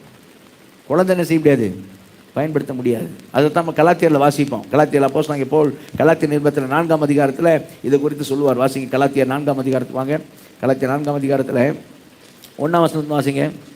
பின்னும் நான் சொல்லுகிறது என்னவெனில், சுதந்திரவாளியானவன் எல்லாவற்றிற்கும் எஜமானாயிருந்தும் அவன் சிறு பிள்ளையா இருக்கும் காலமளவும் அவனுக்கும் அடிமையானவனுக்கும் வித்தியாசம் இல்லை. பார்த்தீங்களா? சிறு பிள்ளையா இருக்க காலமளவும் அவனுக்கும் யாருக்கும் வித்தியாசம் இல்லை, அவனுக்கும் அடிமைக்கும் வித்தியாசம் இல்லை. அடுத்த வசனம். தகப்பன் குறித்த காலம் வரைக்கும் அவன் காரியக்காரருக்கும் வீட்டு விசாரணைக்காரருக்கும் கீழ்ப்பட்டிருக்கிறான். அப்படியே நாமும் சிறு பிள்ளைகளாய் இருந்த காலத்தில் இவ்வுலகத்தின் வழிபாடுகளுக்கு அடிமைப்பட்டவர்களாய் இருந்தோம். நாம் புத்திர சுவிகாரத்தை அடையும்படி. எதை அடையும்படி? புத்திர சுவிகாரம். குழந்தையா இருக்கிறதுக்காக அல்ல, புத்திர சுவிகாரத்தை அடையும்படி. அல்லேலூயா, அல்லேலூயா, அல்லேலூயா. மகளாக புத்திர சுவிகாரத்தை அடையும்படி, வாரிசாக, லீகல் வாரிசாக, சட்டப்படி வாரிசாக அந்த ஐஸ்வர்யத்தை, சொத்தை பயன்படுத்தக்கூடிய உரிமை பெற்றவராக புத்திர சுவிகாரத்தை அடையும்படி. நியாயப்பிரமாணத்திற்கு கீழ்ப்பட்டவர்களை மீட்டுக் கொள்ளத்தக்கதாக காலம் நிறைவேறின போது ஸ்திரீயினிடத்தில் பிறந்தவரும் நியாயப்பிரமாணத்திற்கு கீழானவருமாகிய தம்முடைய குமாரனை தேவன் அனுப்பினார். மேலும் நீங்கள் புத்திரரா இருக்கிறபடினால் அந்த அது வேலை மைக் பார்த்துங்க, மௌஜா புதுசு மாதிரி ஸ்டுடியோ மாஸ் ஆஃப் பண்ணுங்க. ஓகே. மேலும் நீங்கள் புத்திரரா இருக்கிறபடியால் வாசிங்க. அப்பா பிதாவே என்று கூப்பிடத்தக்கதாக தேவன் தம்முடைய குமாரனுடைய ஆவியை உங்கள் இருதயங்களிலே அனுப்பினார். நல்ல கரங்களை சொல்லுவோமா? அல்லேலூயா, அல்லேலூயா. அப்போ அப்பா பிதாவை என்று கூப்பிடபடியாக புத்திர சுவிகாரம், அதுதான் வாசிக்கிறோம். புத்திர சுவிகாரம், பிள்ளைகளாய், சின்ன குழந்தைகளாய் அல்ல, சுவிகார புத்திரராகும்படி. அல்லேலூயா, அல்லேலூயா. அது ரோமர்ல பாருங்க, ரோமர் 8ஆம் அதிகாரத்துக்கு வாங்க. அங்கேயே பவுல் சொல்றார், ரோமர் சபைக்கு சொல்றாரு பாருங்க. ரோமர் 8ஆம் அதிகாரத்தில் வந்தீங்கன்னா அங்க 14 வசனம் வாசிக்க. ரோமர் 8:14. மேலும் எவர்கள் தேவனுடைய ஆவியினாலே நடத்தப்படுகிறார்களோ அவர்கள் தேவனுடைய புத்திரரா இருக்கிறார்கள். அந்தபடி திரும்பவும் பயப்படுகிறதற்கு நீங்கள் அடிமைத்தனத்தின் ஆவியை பெறாமல் அப்பா பிதாவே என்று கூப்பிட பண்ணுகிற புத்திர சுவிகாரத்தின் ஆவியை பெற்றீர்கள். அல்லேலூயா. அவர்கள் தேவனுடைய புத்திரராய் இருக்கிறார்கள். அல்லேலூயா. புத்திரர் அப்படிங்கிறது குழந்தையிலிருந்து அடுத்த ஸ்டேஜ், மேல வளர்ந்த ஸ்டேஜ். அல்லேலூயா. என்ன ஸ்டேஜ்? வளர்ந்த ஸ்டேஜ். வளர்ந்து இருந்தான் புத்திரராய் இருந்தாதான் அந்த ஐஸ்வர்யங்களை, அந்த அந்த சொத்தை என்ன செய்ய முடியும்? சட்டப்படி வாரிசாய் இருந்து பயன்படுத்த முடியும். அல்லேலூயா. நாம ஆண்டவர், நம்ம தேவன் நமக்கு தந்திருக்கிற அளவற்ற ஐஸ்வர்யத்தை, அழிவில்லாத ஐஸ்வர்யத்தை, அல்ல குறையாத ஐஸ்வர்யத்தை, அவருடைய கிருபையின் ஐஸ்வர்யத்தை, இரக்கத்தின் ஐஸ்வர்யத்தை, மகிமையின் ஐஸ்வர்யத்தை நாம் அனுபவிக்கும்படியாக தேவன் நம்மை புத்திர சுவிகாரராக தேர்ந்தெடுத்திருக்கிறார். அல்லேலூயா, அல்லேலூயா. தெரிந்து கொண்டார். எப்படி? புத்திர சுவிகாரர் ஆகும்படி. எவ்வளவு பெரிய ஸ்லாக்கியம் பாருங்க.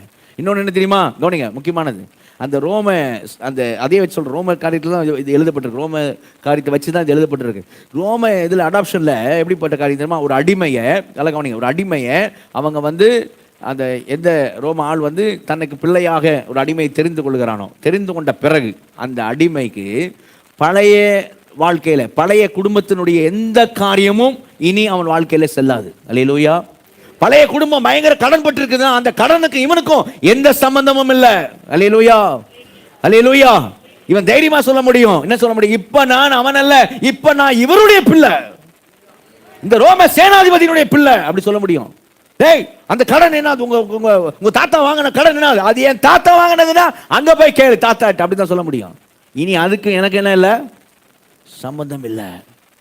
அந்த பழைய குடும்பத்துடைய காரியங்களுக்கும், பழைய குடும்பத்துடைய நெருக்கங்களுக்கும், பழைய குடும்பத்துடைய சாபங்களுக்கும், பழைய குடும்பத்துடைய காரியங்கள், கடன்களுக்கும், நெருக்கங்களுக்கும், சாபங்களுக்கும், காரியங்களுக்கும் எதுக்கும் என்ன இல்லை, சம்பந்தம் இல்லை. புதுசா யாரு என்னை தத்தெடுத்திருக்கிறாப்ல? ரோம சாம்ராஜ்யத்திலிருந்து என்னை தத்தெடுத்திருக்கிறாங்க. நான் ரோமன் அப்படின்னா அது புதிய ஸ்லாக்கியம், அது புதிய காரியம். அல்லேலூயா. பழசு எதுவுமே சம்பந்தம் இல்லை. நாம கூட ஆதாம் குடும்பத்தில் இருந்து, அல்லேலூயா, பழைய குடும்பம் ஆதாம் குடும்பத்தில் இருந்து, முந்தின ஆதாமுடைய குடும்பத்தில் இருந்து நம்ம பிந்தின ஆதாம் குடும்பத்தில் தேவனுடைய வீட்டாராக நாம் மாறி இருக்கிறோம். நல்ல கரங்களை சொல்லுவோமா? உச்சா மலையில சொல்லுவோமா? இனி நமக்கும் பழைய முந்தின ஆதாமுடைய காரியத்துக்கும் எந்த சம்பந்தமும் இல்லை. அல்லேலூயா, அல்லேலூயா. அந்த மாதிரி அர்த்தத்தை தான் அங்கே புத்திர சுவிகாரர் ஆகும்படின்னு சொல்லப்பட்டிருக்கு. அர்த்தம் இல்லை, அதான் சத்தியம். அங்கே நம்மை சுவிகார புத்திரர் ஆகும்படி முன்குறித்திருக்கிறார். அல்லேலூயா. எவ்வளோ பெரிய ஸ்லாக்கியம் பாருங்க. ஸ்லாக்கியம். பவுல் சொல்றாரு, இந்த ஸ்லாக்கியத்துக்குரியவனாகவே நான் பிறந்தேன். அல்லேலூயா. மறுபடியும் எபேசியர் 1ஆம் அதிகாரத்தில் 6ஆம் வசனத்தை வாசிங்க. எபேசியர் 1:6 வாசிங்க. தம்முடைய தயவுள்ள சித்தத்தின்படியே நம்மை இயேசு கிறிஸ்து மூலமாய் தமக்கு சுவிகார புத்திரர் ஆகும்படி முன் குறித்திருக்கிறார். அல்லேலூயா. அல்லேலூயா. நாம் இன்னைக்கு கவனிங்க சுவிகார புத்திரராக இருக்கிறோம் அப்படின்னா இயேசு எப்படியோ அப்படியே நாம நல்ல கரங்குதல்ல சொல்லுவோமா? அல்லேலூயா. ஆனா தெய்வீக தன்மையில் இல்லை. சரியா? ஆனா இயேசு எப்படியோ அப்படியே நம்ம இயேசுவுக்கு நம்ம பங்காளி. அல்லேலூயா. இந்த அல்லேலூயாக்கான ஆண்டவர் ஸ்தோத்திரிக்கிறேன். அல்லேலூயா. அல்லேலூயா. இயேசுவுக்கு நம்ம யாரு? உடன் பங்காளி. இயேசுவுக்கு எல்லாம் சொந்தம். அல்லேலூயா. அல்லேலூயா. அல்லேலூயா. அல்லேலூயா. எல்லா பிதாவுக்குரிய எல்லா ஐஸ்வர்யம் யாருக்கு சொந்தம்? இயேசு சொந்தம். இப்போ யாருக்கு சொந்தம்னு சொல்லுது பைபிள்? உடன் சுதந்திரர். அல்லேலூயா. அல்லேலூயா. உடன் பங்காளி. சரிங்களா? வாசிங்க அந்த கலாத்தியர் 4 அதிகாரத்தில் 7 வசனம் வாசிங்க. கலாத்தியர் 4:7. ஆகையால் இனி நீ அடிமையா இராமல் புத்திரனா இருக்கிறாய். புத்திரனா இருக்கிறேன்னு சொல்றவங்க மட்டும் கரங்கோய் தலையில சொல்லுங்க. அல்லேலூயா. அல்லேலூயா. அல்லேலூயா. பிதா நம்மை தெரிந்து கொண்டனால எவ்வளவு பெரிய ஸ்லாக்கியம். ஆமென். அல்லேலூயா. அல்லேலூயா. கொஞ்சம் பேர் தான் ஆமேன் அப்படிங்கிறாங்க. சரியா? கொஞ்சம் பேர் இருக்கட்டும். கொஞ்சம் பேருக்கு இப்போ 6 மணி சர்வீஸ் கொஞ்சம் கஷ்டமாக தான் இருக்குது. பிதா இழுக்கிறாருன்ற மாதிரி இல்லையா? 2ஆம் வானம் 3ஆம் வானம் நான் போயிட்டு வரேன். அந்த ஸ்லாக்கியம் எப்படிப்பட்டதுன்னு போய் பார்த்துட்டு வரேன் அப்படிங்கிற மாதிரி இருக்குது. சரியா? ஆமாம். சிலர் தான் இந்த ஆமேன் வருது. ஏன்னா அங்கே வசனம் எப்படி சொல்ல பாருங்க. ஆகையால் இனி அடிமையாக இராமல் புத்திரனா இருக்கிறாய். அல்லேலூயா. அல்லேலூயா. புத்திரனா இருக்கிறாய். அப்பா பிதாவே அப்படின்னு யாரை கூப்பிடலாம்? யாரங்க கூப்பிடலாம்? தேவன் பிதாவாகிய தேவன். தேவனை கூப்பிடலாம். அல்லேலூயா. அல்லேலூயா. அண்ட சராசரில் உண்டாக்கின சகலவற்றையும் உடைய சர்வ வல்லமையுள்ள என்றென்றைக்கு ராஜரிகம் பண்ணுகிற தேவரை நோக்கி நம்ம என்னன்னு கூப்பிடலாம்? அப்பா, டாடி. இந்த அல்லேலூயா பார்த்தீங்களா ஒரு சந்தோஷமா வருது. டாடி அப்படின்னு கூப்பிடலாம். சரியா? அந்த மாதிரி ஒரு காரியம்தான். எதனால இது? தேவன் நம்மை கிறிஸ்துவுக்குள்ள உலகம் தோற்றத்துக்கு முன்னாடி தெரிந்து கொண்டபடினால. அல்லேலூயா. அல்லேலூயா. தேவன் நம்மை தெரிந்து கொண்டது எவ்வளவு சந்தோஷமா இருக்குதுல இல்லையா? புத்திரனா இருக்கிற வாசிங்க. அப்புறம் நீ புத்திரனே ஆனால் கிறிஸ்து மூலமாய் தேவனுடைய சுதந்திரனுமாய் இருக்கிறாய். அப்படின்னா வாரிசா இருக்கிறார். அல்லேலூயா. அல்லேலூயா. அவருடைய இப்படி சொல்லுவாங்க பரம்பரை சொத்துன்னு தெரியுமா? ஒன்ஸ் வாரிசு ஆயிட்டான் ரோம சாம்ராஜ்யத்தில் சேனாதிபதிக்கு வாரிசு ஆயிட்டான்னா சேனாதிபதிக்குரிய பரம்பரை சொத்து யாருக்கு? வாரிசா வந்தாலும் அவனுக்கு தான், தத்தெடுக்கப்பட்டவனுக்கு. அல்லேலூயா. அப்படிதான் அங்கே போட்டிருக்கு. தேவனுடைய எப்படி இருக்கிறார்? சுதந்திரமா இருக்கிறார், வாரிசா இருக்கிறார். அல்லேலூயா. நான் சொன்ன கிறிஸ்துவுக்கு பங்காளி அப்படின்னு உடன் சுதந்திரன்னு சொன்னேன். ரோமர் 8ஆம் அதிகாரம். ரோமர் 8ஆம் அதிகாரம் 17ஆம் வசனம் வாசிங்க. ரோமர் 8:17. நாம் பிள்ளைகளானால் சுதந்திரருமாமே. வாரிசாமே. தேவனுடைய சுதந்திரரும் தேவனுடைய வாரிசும் கிறிஸ்துவுக்கு உடன் சுதந்திரருமாமே. கிறிஸ்துவுக்கு உடன் சுதந்திரம், உடன் பங்காளியாமே. அல்லேலூயா. அல்லேலூயா. அல்லேலூயா. அல்லேலூயா. கிறிஸ்துவுக்கு உடன் வாரிசாமே. அல்லேலூயா. அல்லேலூயா. அவருடைய சொந்த குமாரன். அல்லேலூயா. நாம எல்லாம் தத்து பிள்ளைகள். அல்லேலூயா. அல்லேலூயா. நான் இப்படி சொன்னா கூட ஆண்டவர் நீ ஏன் அப்படி சொல்றேன் கேட்பாரு. நீ ஏன் தத்து பிள்ளைன்னு சொல்ற? நானே அவங்களை நம்ம உங்க ஒரே என்ன பண்ணிட்டேன்? சுவிகார புத்திரராகிட்ட நீ ஏன் அதை இப்படி சொல்ற அப்படின்னு தான் கேட்பாரு. ஆனா நம்ம புரிஞ்சுக்காக தான் நான் சொன்னேன். அல்லேலூயா. ஆமா. சரியா? சுவிகார புத்திரராகும்படி உடன் சுதந்திரராமே. கிறிஸ்துடன் கூட நாம் மகிமைப்படும்படி அவரோடு பாடுபட்டால் அப்படி ஆகும். அல்லேலூயா. உடன் சுதந்திரர் யாருக்கு? யாருக்குங்க? கிறிஸ்துவுக்கு. ஒரே பேரான குமாரனுக்கு நாம் எப்படி உடன் சுதந்திரர். அல்லேலூயா. எவ்வளவு சந்தோஷமா இருக்கு. அவருக்கு உடன் சுதந்திரர், கிறிஸ்துவுக்கு உடன் சுதந்திரர், தேவனுடைய வாரிசு, தேவனுடைய பிள்ளை. அல்லேலூயா. அப்போ இப்படிப்பட்ட என்னது ஸ்லாக்கியம். அல்லேலூயா. இப்படிப்பட்ட ஸ்லாக்கியத்துக்குரியவர்களாக நாம இருக்கோம். நம்ம என்ன பவுல் சொன்ன மாதிரி சொல்லலாம், இப்படிப்பட்ட ஸ்லாக்கியத்துக்குரியவனாகவே நான் மறுபடியும் பிறந்தேன். நல்ல கரங்க சொல்லுவோமா? அல்லேலூயா. பிறந்தேன்னு சொல்லக்கூடாது. எப்படி சொல்லலாம்? மறுபடியும் தானே பிறந்திருக்கான். அப்போ எப்படி சொல்லலாம்? பவுல் அங்கே நான் பிறந்தேன், நம்ம எப்படி சொல்லலாம்? இப்படிப்பட்ட ஸ்லாக்கியத்துக்குரியவனாகவே நான் மறுபடியும் பிறந்தேன். ஆமா, நான் மறுபடியும் பிறந்தேன் ஸ்லாக்கியத்துக்குரிய சொல்ல மாட்டேன். கரங்க தலையில சொல்லுங்க. தூங்குறவங்க ஒரு அலையில சொல்லுங்க. இவ்வளோ பேர் தூங்குறீங்களா? இவ்வளோ பேரா தூங்குறீங்க? ஐயோ சோத்திரம். 6 மணி சர்வீஸ் டேஞ்சர் போகுது. அப்போ சரியா? உற்சாகமால சொல்றீங்க. அல்லேலூயா. சோத்திரம். நான் சொன்னது புரிஞ்சிருக்காது, அதனால சொன்னேன். ஏன் தேத்திக்கிறேன், மனசு தான் தேத்திக்கிறேன். சரியா? டம்முன்னு ஒரு சத்தம் கேட்டுச்சா? கேட்டிருக்கோம் உங்களுக்கு கண்டிப்பா. சோத்திரம். நான் சொன்னது புரிஞ்சிருக்காது, டக்குன்னு சொன்னனால நீங்கள் அலர்ட்டாக எது சொன்னாலும் அல்லையா சொல்கிறேன் பாஸ்டர் அப்படி சொல்லியிருக்கீங்க. கர்த்தர் ஆசீர்வதிப்பார். Praise the Lord. அல்லேலூயா. அந்த வசனம் மறுபடியும் வாசிங்க. 6ஆம் வசனம் வாசிங்க. எபேசியர் 1:6 வாசிங்க. தம்முடைய தயவுள்ள சித்தத்தின்படியே நம்மை இயேசு கிறிஸ்து மூலமாய் தமக்கு சுவிகார புத்திரர் ஆகும்படி முன்குறித்திருக்கிறார். அல்லேலூயா. அல்லேலூயா. சுவிகார புத்திரர் ஆகும்படி. அது என்னது? சுவிகார. அது என்னது? ஸ்லாக்கியம். அல்லேலூயா. அடுத்து ரெண்டாவது என்ன? பாக்கியம். அல்லேலூயா. அல்லேலூயா. எது பாக்கியம்? பாக்கியம் வந்து பாருங்க, அங்க அங்க அந்த எபேசு 1ஆம் அதிகாரத்துல 12ஆம் வசனம் வாசிங்க. 12. தமது சித்தத்தின் ஆலோசனைக்கு தக்கதாக எல்லாவற்றையும் நடப்புகிற அவருடைய தீர்மானத்தின்படியே நாங்கள் முன்குறிக்கப்பட்டு கிறிஸ்துவுக்குள் அவருடைய சுதந்திரமாகும்படி தெரிந்து கொள்ளப்பட்டோம். அல்லேலூயா. அல்லேலூயா. சுதந்திரமாகும்படி தெரிந்து கொள்ளப்பட்டோம். அல்லேலூயா. அல்லேலூயா. நமக்கு ஒரு சுதந்திரம் உண்டு. அல்லேலூயா. அல்லேலூயா. அப்படின்னா என்னது? நமக்கு ஐஸ்வர்யம் உண்டு. அல்லேலூயா. அல்லேலூயா. இன்னொரு இன்னெரிட்டன்ஸ் சொல்லுவோம். இங்கிலீஷ் பைபிள்லாம் பார்த்தீங்கன்னா இன்னெரிட்டன்ஸ் போட்டிருக்கோம். அப்படின்னா இங்கே நமக்கு அவருடைய கிருபையின் ஐஸ்வர்யம், மகிமையின் ஐஸ்வர்யம், இரக்கத்தின் ஐஸ்வர்யம், அந்த ஐஸ்வர்யத்தின் அளவற்ற ஐஸ்வர்யம், அழியாத ஐஸ்வர்யம், அல்ல குறையாத ஐஸ்வர்யம், இங்கே இது மட்டும் இல்லை. இதுக்கப்புறம் ஒரு பெரிய ஒரு பாக்கியம் இருக்கிறது. அல்லேலூயா. அது என்ன அப்படின்னு சொன்னா பரலோகத்தில். அல்லேலூயா. பரலோகத்தில் இல்லையா? இயேசு கிறிஸ்து சொல்றதுல யோவான் 14ஆம் அதிகாரத்தில் 2ஆம் வசனம் 3ஆம் வசனம் வாசிங்க. யோவான் 14:2-3. உங்கள் இருதயம் கலங்காதிருப்பதாக தேவனிடத்தில் விசுவாசமாயிருங்கள், என்னிடத்திலும் விசுவாசமாயிருங்கள். என் பிதாவின் வீட்டில் அநேக வாசஸ்தலங்கள் உண்டு. அப்படி இல்லாதிருந்தால் நான் உங்களுக்கு சொல்லி இருப்பேன். ஒரு ஸ்தலத்தை உங்களுக்காக ஆயத்தம் பண்ண போகிறேன். நான் போய் உங்களுக்காக ஸ்தலத்தை ஆயத்தம் பண்ணின பின்பு நான் இருக்கிற இடத்திலே நீங்களும் இருக்கும்படி நான் மறுபடியும் வந்து உங்களை என்னிடத்தில் சேர்த்துக் கொள்வேன். அல்லேலூயா. அல்லேலூயா. நான் மறுபடியும் வந்து பரலோகத்துல வாசஸ்தலத்தை ஆயத்தம் பண்ணி அல்லேலூயா ரெடி பண்ணிட்டு வந்து உங்களை நான் என்னிடத்தில் சேர்த்துக் கொள்வேன். அப்ப நமக்கு என்ன உண்டு? பரலோகத்தில் என்ன உண்டு? வாசஸ்தலம் உண்டு. அல்லேலூயா. ஆண்டவரே, ஒரு ஓரமா பிளாட்ஃபார்ம்ல இருந்துக்கிறேன் பரலோகத்தில். எப்படி ஒரு ஓரமா பிளாட்ஃபார்ம்ல பரலோகத்தில் இருந்துக்கிறேன் ஆண்டவரே? அப்படி இல்லை, வாசஸ்தலம் உண்டு. அல்லேலூயா. ஆனால் இப்போ சபைகள் எழுதும்போது பவுல் எப்படி எழுதுறாரு தெரியுமா? கொலோசியர் 1ஆம் அதிகாரத்தில் எப்படி எழுதுறாரு? கொலோசியர் 1ல் 4ஆம் வசனம் வாசிங்க. கொலோசியர் 1:4.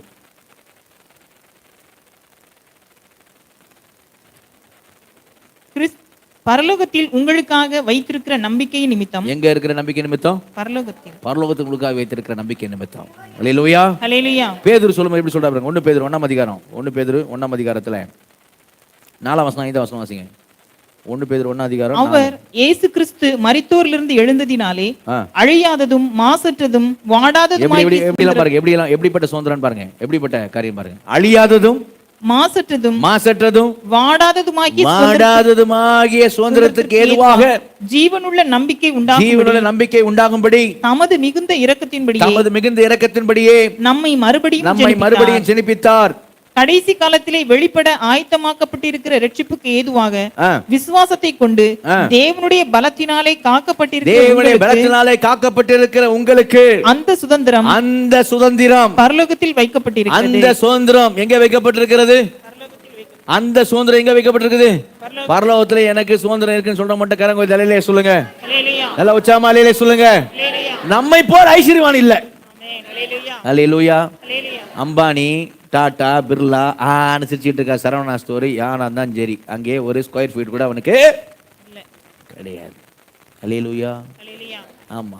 இங்கே என்ன, இங்கே இதில் வேணா ஆடிக்காரா ஆடாத காரா, எந்த காரில் வேணா அவங்க போகலாம். ஆடி காரில் போகலாம், ஆடாத காரில் போகலாம். ஆனால் அவங்க பரலோகத்துக்கு சொந்த கார் கிடையாது. நல்ல கிழமை தெரியல சொல்லுவோமா? அல்லேலூயா. எனக்கு பழைய பாட்டு சின்ன பிள்ளைங்களுக்கு சொல்லிக் கொடுத்தேன். பழைய பாட்டு ஞாபகத்துக்கு இருக்குது. சண்டே ஸ்கூலுக்கு சொல்லிக் கொடுத்த பாட்டு. சரியா? ஞாபகம் வர வரைக்கும் பாடுறேன். இல்லைன்னா பிள்ளைங்க ஞாபகம் வந்து பிள்ளைங்க பாடுங்க. ரொம்ப பழைய பாட்டு நான் சொல்லி கொடுத்த ஞாபகம் எனக்கு இருக்குது. பாக்கியவான் யாரு உலகில், பாக்கியவான் யாரு தெரியுமா? பாக்கியவான் யாரு உலகில், பாக்கியவான் யாரு? சைக்கிளை விட்டுட்டு பைக்கில் போறவன் பாக்கியவான் அல்ல. சைக்கிளை விட்டுட்டு பைக்கில் போறவன் பாக்கியவான் அல்ல. பைக்கை விட்டுட்டு கார்ல போறவன் பாக்கியவான் அல்ல. பைக்கை விட்டுட்டு கார்ல போறவன் பாக்கியவான் அல்ல. பாக்கியவான் யாரு உலகில், பாக்கியவான் யாரு? பாக்கியவான் யாரு உலகில், பாக்கியவான் யாரு? இயேசு கிறிஸ்துவை இரட்சகராக ஏற்றவன் பாக்கியவான். இயேசு கிறிஸ்துவை இரட்சகராக ஏற்றவன் பாக்கியவான். அவரின் சொல்படி வாழ்பவனே அவனே பாக்கியவான். அவரின் சொல்படி வாழ்பவனே அவனே பாக்கியவான். பாக்கியவான் யாரு உலகில், பாக்கியவான் யாரு? பாக்கியவான் யாரு உலகில், பாக்கியவான் யாரு? பாக்கியவான் நானு உலகில், பாக்கியவான் நானு. ஆமேன். பாக்கியவான் நானு உலகில், பாக்கியவான் நானு. அப்படி சொல்லி கொடுத்துருப்பாங்க. அல்லேலூயா. நான் பண்ணேன் லாஸ்ட்ல, அது மாதிரி நம்ம எல்லாரும் பண்ண முடியும். அல்லேலூயா. எல்லாரும் யாரு? நம்ம எல்லாம் யார் தான்? பாக்கியவான். அல்லேலூயா. நம்மளுக்கு எங்க இருக்கு சுதந்திரம்? ஆமா, அங்க அந்த இடம் பத்தி சொல்லப்பட்டிருக்குது. சரியா? அங்க என்ன இல்லை? கண்ணீர் எல்லாம் துடைக்கப்படும். நீங்க யாரும் இல்லை, கண்ணீரோட வந்திருப்பீங்க. அல்லேலூயா. அல்லேலூயா. என்னென்னமோ பிரச்சனை, என்னென்னமோ பாடு, என்னென்னமோ வார்த்தை, சரியா, நிந்தையான வார்த்தை, என்னென்னமோ காரியம், சரியா, குடிச்சிட்டு வந்து கணவன் அடிக்கிறான், துவைக்கிறான், சரியா, புரிஞ்சுக்க மாட்டான், என்னென்னமோ கஷ்டம் பாடு, என்ன எவ்வளோ இருக்குது. ஆனால் அங்கே போனால் கண்ணீர் யாவையும் தேவன் துடைப்பார். அல்லேலூயா. அங்கே என்னெல்லாம் இல்லை, இருக்கிறது என்னன்றது கொஞ்சம் தான் பைபிளில் சொல்லியிருக்கு. லேசா அப்படி காமிச்சிக்கிறார் ஆண்டவர். சரியா? ஃபுல்லாக பரலோகத்தை பற்றி என்ன பண்ணல, வெளிப்படுத்தலை. சரியா? ஆமாம், ஒரே ஒரு முறை மட்டும் பரலோகத்தை ஆண்டு திறந்து காமராஜபுரத்துக்கு காமிச்சார்னா மொத்த பேர் இங்கே இருப்பாங்க. அல்லேலூயா. ஆமாம். ஆனால் என்ன இல்லை அப்படி மட்டும் போட்டிருக்குது. வெளிப்படுத்தி 21:4 வாசிங்க. என்னெல்லாம் இல்லை? அவர்களுடைய கண்ணீர் யாவையும் தேவன் துடைப்பார். கண்ணீர் யாவையும், அவர்கள் யார்? நம்மளை தான் சொல்றாரு. கரங்கொத்தல்லே சொல்லுவோமா? அல்லேலூயா. கண்ணீர் யாவையும் தேவன் துடைப்பார். இனி மரணமும் இல்லை. இனி என்ன இல்லை? ஆமா, பரலோகத்தில் போய் நம்ம என்ன பண்ண மாட்டோம். பரலோகத்தில் போய் அழுகை எல்லாம் இல்லை. என்ன அழுகை இல்லை? ஐயோ போயிட்டியே என்ன விட்டுட்டு, அதெல்லாம் இல்லை பரலோகத்தில். அல்லேலூயா. இனி மரணம் இல்லை. மரணமும் இல்லை, துக்கமும் இல்லை. என்ன இல்லை? துக்கம். அங்க யாரும் உங்களை விசாரிக்க மாட்டோம். சிஸ்டர் ஏன் ஒரு மாதிரி இருக்கீங்க? நீங்க ஒரு மாதிரி இருக்க மாட்டீங்க. நல்ல கவனத்திலே சொல்லுவோமா? அல்லேலூயா. அப்படி எந்த சிஸ்டர் என்ன பண்ண மாட்டீங்க? ஆமா, சிலர்லாம் பார்த்தாக்கும் பரிதாபமா இருக்கும். எனக்கே கஷ்டமா இருக்கும் முகத்தை பார்க்க. சரி, எவ்வளோ கஷ்டம் எனக்கு தெரியும். உங்களோட கஷ்டம் தான் எனக்கு தெரியும். சரியா? நான் உங்களை முகத்தை பார்த்தாலே, உங்களுக்கு முகத்தை பார்த்தானே இல்லை, உங்கள் கஷ்டம் எனக்கு தெரியும். உங்கள் முகம் எப்படி இருக்குன்னு தெரியும். எனக்கு கஷ்டமாக இருக்கும். மனுஷன் நானே கஷ்டப்படுவேன் உங்கள் முகத்தை பார்த்து. சரி, அப்போ நான் நல்லது தான் அப்படி பார்த்தேன்னா ஜெபத்தில் பாரம் வரும். அது பாரத்தோட ஆண்டோட்ட கேட்குற காரியம் உண்டு. சரிங்களா?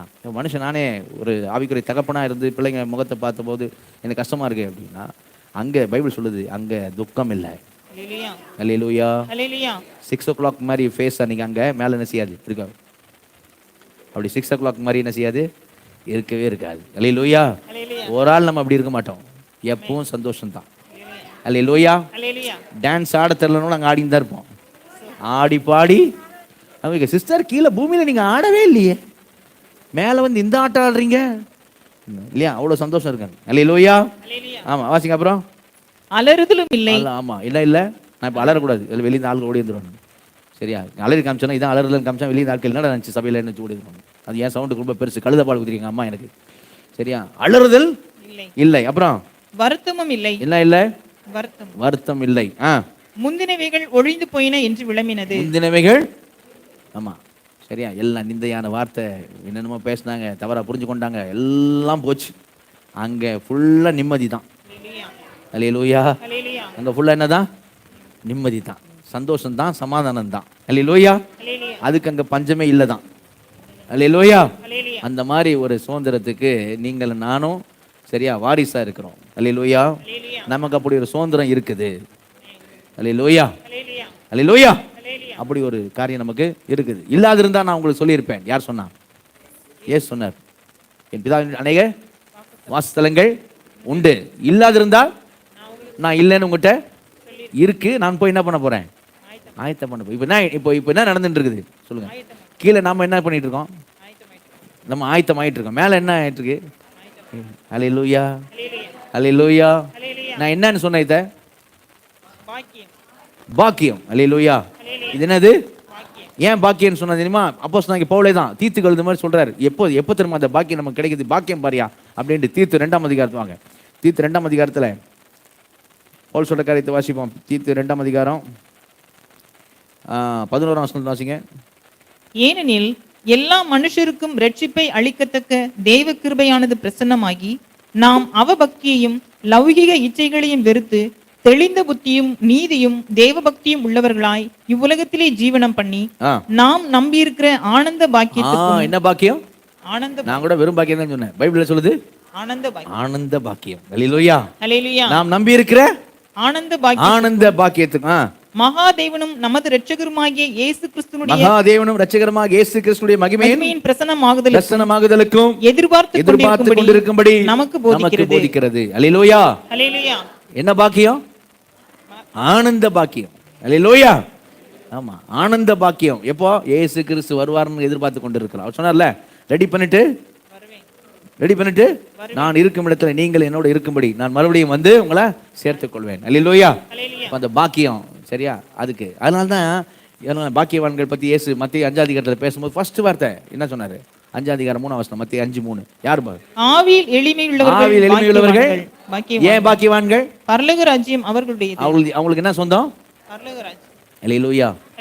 ஆவியில் எளிமையுள்ளவர்கள் பாக்கியவான்கள். ஏன்னா அவங்களுக்கு என்ன? அது பரலோக ராஜ்யம் அவர்களுடையது. அல்லேலூயா. சீஷர்கள் எல்லாத்தையும் விட்டுட்டு இயேசுகிட்ட வந்தாங்க. எல்லாத்தையும் விட்டுட்டு இயேசு அவங்களை பார்த்து என்ன சொன்னாரு? என்ன சொன்னாரு? ரோமர் 6 இது லூக்கா 6ஆம் அதிகாரத்து 20ஆம் வசனம் வாசிங்க. லூக்கா 6:20. அப்பொழுது அவர் தம்முடைய சீஷர்களை நோக்கி பார்த்து தரித்திரராகிய நீங்கள் பாக்கியவான்கள். என்ன சொன்னார்? தரித்திரராகிய நீங்கள் பாக்கியவான்கள். அவர் சொல்ல உலக தரித்திரம் சொல்றாரு. ஆவிக்குரிய காரியம். உலக தரித்திரராகிய நீங்கள் பாக்கியவான்கள். தேவனுடைய ராஜ்யம் உங்களுடையது. தேவனுடைய ராஜ்யம் உங்களுடையது. அல்லேலூயா. அல்லேலூயா. அப்ப தரித்திரராகிய நீங்கள் எப்படிப்பட்டவர்கள்? பாக்கியவான்கள். எபேசு சபையில எல்லாரும் பணக்காரன் கிடையாது. எபேசு பட்டணத்துல ரட்சிக்கப்பட்ட சபைக்குள்ள இருந்த எல்லாரும் பணக்காரன் கிடையாது. தரித்திரர்கள் இருந்தார்கள். அன்றாட வருமானத்திற்கும் காரியத்திற்கும் கஷ்டப்பட்டவங்க இருந்தாங்க. கூலி செய்கிறவர்கள் இருந்தாங்க. ஒவ்வொரு நாள் கடந்து போகிற காரியங்கள் வந்து கஷ்டமா இருந்தவங்க இருந்தாங்க. வேலை தேடி கிடைக்காதவர்கள் இருந்தாங்க. எவ்வளவு கஷ்டத்துல வேதனையில இருந்தாங்க. சரியா? நிறைய தாய்மார்கள் பிள்ளைகளை நடத்த வேண்டும், பிள்ளைகளுக்கு காரியங்களை பார்க்கணும். ஆனா என்ன இல்லை? வருமானம் இல்லை. சரியா? அப்போ இங்க நம்ம இருக்கிற மாதிரி தான். புருஷன் ரட்சிக்கப்படலை, மனைவி மட்டும் ரட்சிக்கப்பட்டிருக்கா. குடும்பத்தை நடத்தணும், புருஷன் பொறுப்பு இல்லாம இருக்கிறான். அப்படி ஆட்கள்லாம் எபேசு சபையில் இருந்தாங்க. அவங்களுக்கு தான் இந்த ஐஸ்வர்யத்தை குறித்து ஆவியானவர் பவுலை கொண்டு எழுதினார். அல்லேலூயா. அவங்களுக்கு மட்டும் கிடையாது, சபையாக நமக்கும். அல்லேலூயா. சீசல் தேவாலயம் நமக்கும் இந்த ஐஸ்வர்யத்தை குறித்து எவ்வளவு பெரிய ஐஸ்வர்யவான்கள் நாம. அல்லேலூயா. இந்த பாக்கியத்தையும் ஸ்லாக்கியத்தையும் பெற்றுக்கிறோம். இந்த மதிகடன் ஒருத்தனை சொன்னார் தெரியுமா ஆண்டவர்? அவன்கிட்ட நம்ம ஒரு பாடம் கற்றுக்கலாம். மதிகன்ட்டு ஒரு பாடம், மதிகன்ட்டு பாடமா? ஆமாம், கற்றுக்கலாம். அந்த மதிகடன் லூக்கா 12ஆம் அதிகாரத்தில் நம்ம பார்க்குறோம் இல்லையா? ஏசு ஓமையா சொன்னார், உனக்கு எவ்வளோ திறன ஆஸ்தி இருந்தாலும் அவனுக்கு ஜீவன் இல்லைன்னு சொல்லும்போது அவனை பற்றி சொன்னார். அவனை பற்றி சொல்லும்போது அவன் என்ன செஞ்சான் அப்படின்னா, அவன் 16ஆம் வசனம் பாருங்க. ஐஸ்வர்யம் அவருடைய நிலம் நன்றாய் விளைந்தது. சரியா? நான் என்ன செய்வேன்? தானியத்தை இடிச்சு களஞ்சியத்தை இடிச்சு தானியங்களை எங்கே வைப்பேன் அப்படியெல்லாம் அவன் யோசிக்கிறான். விளைந்த தானியத்தை என் பொருட்களை அங்கே சேர்த்து வைத்து. 19ஆம் வசனம் வாசிங்க. பின்பு ஆத்துமாவே உனக்காக அநேக வருஷங்களுக்கு அநேக பொருட்கள் சேர்த்து வைக்கப்பட்டிருக்கிறது. என்ன சொல்றான் பாருங்க? ஆத்துமாவே உனக்காக அநேக வருஷங்களுக்கு தான், அநேக வருஷங்களுக்கு அநேக பொருட்கள் சேர்த்து வைக்கப்பட்டிருக்கிறது. நீ இளைப்பாரி புசித்து குடித்து பூரிப்பா இரு என்று என் ஆத்மாவோடே சொல்லுவேன் என்று தனக்குள்ளே சிந்தித்து சொல்லிக் கொண்டான். ஆத்மாவோட நீ இளைப்பாரி புசித்து குடித்து பூரிப்பா இருன்னு சொல்லுவான். ஆத்மாவோட சொல்றான். அதுக்கு ரீசன் என்ன தெரியுமா? ரீசன் சொல்றான், ஆத்மாவே அநேக வருஷங்களுக்காக அநேக பொருட்கள் உனக்காக சேர்த்து வைக்க. அநேக வருஷங்களுக்கு அநேக பொருள், அதுக்காக அதை சேர்த்து வச்சிருக்கிறேன்றதுனால அதை நினைச்சு நீ எப்படி இரு. அதனால நீ எப்படி இரு? இளைப்பாரி புசித்து குடித்து பூரிப்பாயிரு. அல்லேலூயா. நம்ம இளைப்பாறுறது தேவ ஜனத்துக்கு இளைப்பாறுகிற காலம் இனி வருகிற காலம். சரியா? அதனால தேவராஜ்யம் புசிப்பும் குடிப்பும் அல்லன்னு வசனம் சொல்லுது. அதை ரெண்டையும் விட்டுருவோம். ஆனா என்ன எப்படி இருக்கலாம் நம்ம? ஏங்க, இளைப்பாரி புசித்து குடித்து இளைப்பாறுகிற காலம் இனி வருகிற காலமா இருக்குன்னு பைபிள் சொல்லுறதுனால நம்ம அதை விட்டுருவோம். தேவனுடைய ராஜ்யம் புசிப்பும் குடிப்பும் அல்லன்னு சொல்லுது, அதையும் விட்டுருவோம். அடுத்த வார்த்தை என்னது? அவன் எதை நினைச்சு பூரிப்பான் தான்? அநேக வருஷங்களுக்கு அநேக பொருள். ஆனா நமக்கு அங்க பரலோகம்ல அநேக வருஷங்களுக்கு இல்லை, நித்தியமாய். அல்லேலூயா. அல்லேலூயா. நித்தியமாய். சரியா? அழிஞ்சு போகிற பொருள் அங்க சேர்த்து வைக்கப்படலை. கரங்குதிரையில சொல்லுவோமா? நித்தியமா இந்த மகிமையில் நாம் இருக்க போகிறோம். அதை நினைச்சு எப்படி இருக்கலாம் சொல்லுங்க? எப்படி இருக்கலாம்? பூரிப்பா இருக்கிறதுனா எப்படி? சிலர் இருக்கீங்களா இப்போ அப்படி இல்லை. சரியா? சிலர் எப்படி தலையில குண்டு விழுந்த மாதிரி பூரிப்பார். நீங்க இருங்க, நீங்க பூரிப்பா இருக்க, நீங்க இருங்க, ஏன் நிலைமை என்ன அப்படி இருக்காங்க. அவங்க எப்போ உயிரடைவாங்க தெரியுமா? லாஸ்ட் லைன், ஆத்துமாவே கர்த்தரை ஸ்தோத்திரி சொல்லுவாங்க. அந்த ஆத்துமா பாஞ்சு வந்துடும் ஸ்தோத்தரிக்கிறான். ஏன்னா வீட்டுக்கு போகணும், கறி சோறு சாப்பிடணும், இல்லை குழம்பு செய்யணும். அது வந்துடும் பாருங்க அந்த ஆத்துமா. லாஸ்ட்டில் நீங்கள் வேணால் பாருங்கள். அதுக்கு எல்லாரையும் பார்த்துட்டு இருக்காதீங்க. சரியா? அதில் எனக்கு நிறைய பாட்டு நான் சின்ன பிள்ளைங்க முதற்கொண்டு சின்ன பிள்ளைங்களும் நான் கவனிச்சிருக்கேன். சின்ன பிள்ளைங்க கூட வீட்டில் போய் ஜமெல்லாம் பண்ணிட்டு வந்தீங்களேன், அதுக்கு ஏதோ பண்ணுக்கும். ஆனால் அதுங்க ஜமெல்லாம் வந்து கூடலாம் பண்ணாது, எதுவுமே செய்யாது, அதெல்லாம் பண்ணாது. அது பாட்டுக்கு எதாவது பண்ணிருக்கோம், இவர் ஏன்டா வந்தாருன்ற மாதிரிலாம் யோசிக்கும். சரி அதெல்லாம் பண்ணுவோம். ஆனால் லாஸ்ட்டில் அது பிள்ளைங்களுக்கு கூட தெரியும், இதுனா ஜெபம் முடிஞ்சிச்சுன்னு தெரியும். சரியா? லாஸ்ட்டில் வந்து என் ஆத்துமாவே கத்தரை, அதுவும் என் ஆத்துமாவே கத்தரை சோத்தரை அப்படின்னு பாருங்க சத்தமா. ஏன்னா அதுக்கு தெரியுது, என்ன தெரியுது, அப்பா ஜெபம் முடியுதுப்பா, சோத்திரம்ப்பா. சரியா? அப்படி சரி, அப்படி வரும் சின்ன பிள்ளைங்க, அது மாதிரி இருக்கும். சரியா? நம்மளும் சிறு பிள்ளைகளை போல ஆகிட்டோன்னு நினைக்கிறேன். சோத்திரம். ஏன்னா இங்கே அவன்கிட்ட இந்த மதிக்கணுன்ட்டு ஒரு பாடம் கற்றுக்கிறேன். என்ன பாடம்? நம்ம எப்படி இருக்கலாம்? பூரிப்பாக இருக்கலாம். சிலருக்கு வரமாட்டுது. அல்லேலூயா. பூரிப்பாக இருக்கலாம் உண்மையில் இல்லையா? ஏன்னா அவன் பாருங்க, இங்கே அநேக பொருள் அநேக வருஷம், அதுக்கு அவன் பூரிப்பாருங்கிறான் ஆத்மாவை பார்த்து. நம்ம ஆத்மா தானே, ஆத்மாவை பார்த்து நம்ம சொல்லலாம், நீ பூரிப்பாயிரு. அல்லேலூயா. அநேக வருஷங்களுக்கு இல்லை, உனக்கு என்றென்றைக்கும் நித்தியமாய் யுக யுகமாய். அல்லேலூயா. ஆமாம், 100 வருஷம் 200 வருஷம் கூட கிடையாது. இங்கே பூமியில் வாழ்த்தணும் கூட என்ன எப்படி வாழ்த்துவான்?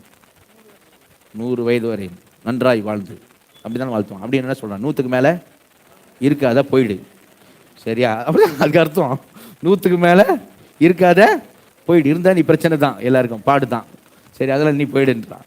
ஆனால் அங்கே அப்படி கிடையாது. பரலோகத்தம் அப்படியா சொல்லணும், 100 வயது வரும் பரலோகத்தில் இருப்போம் அப்படின்னு.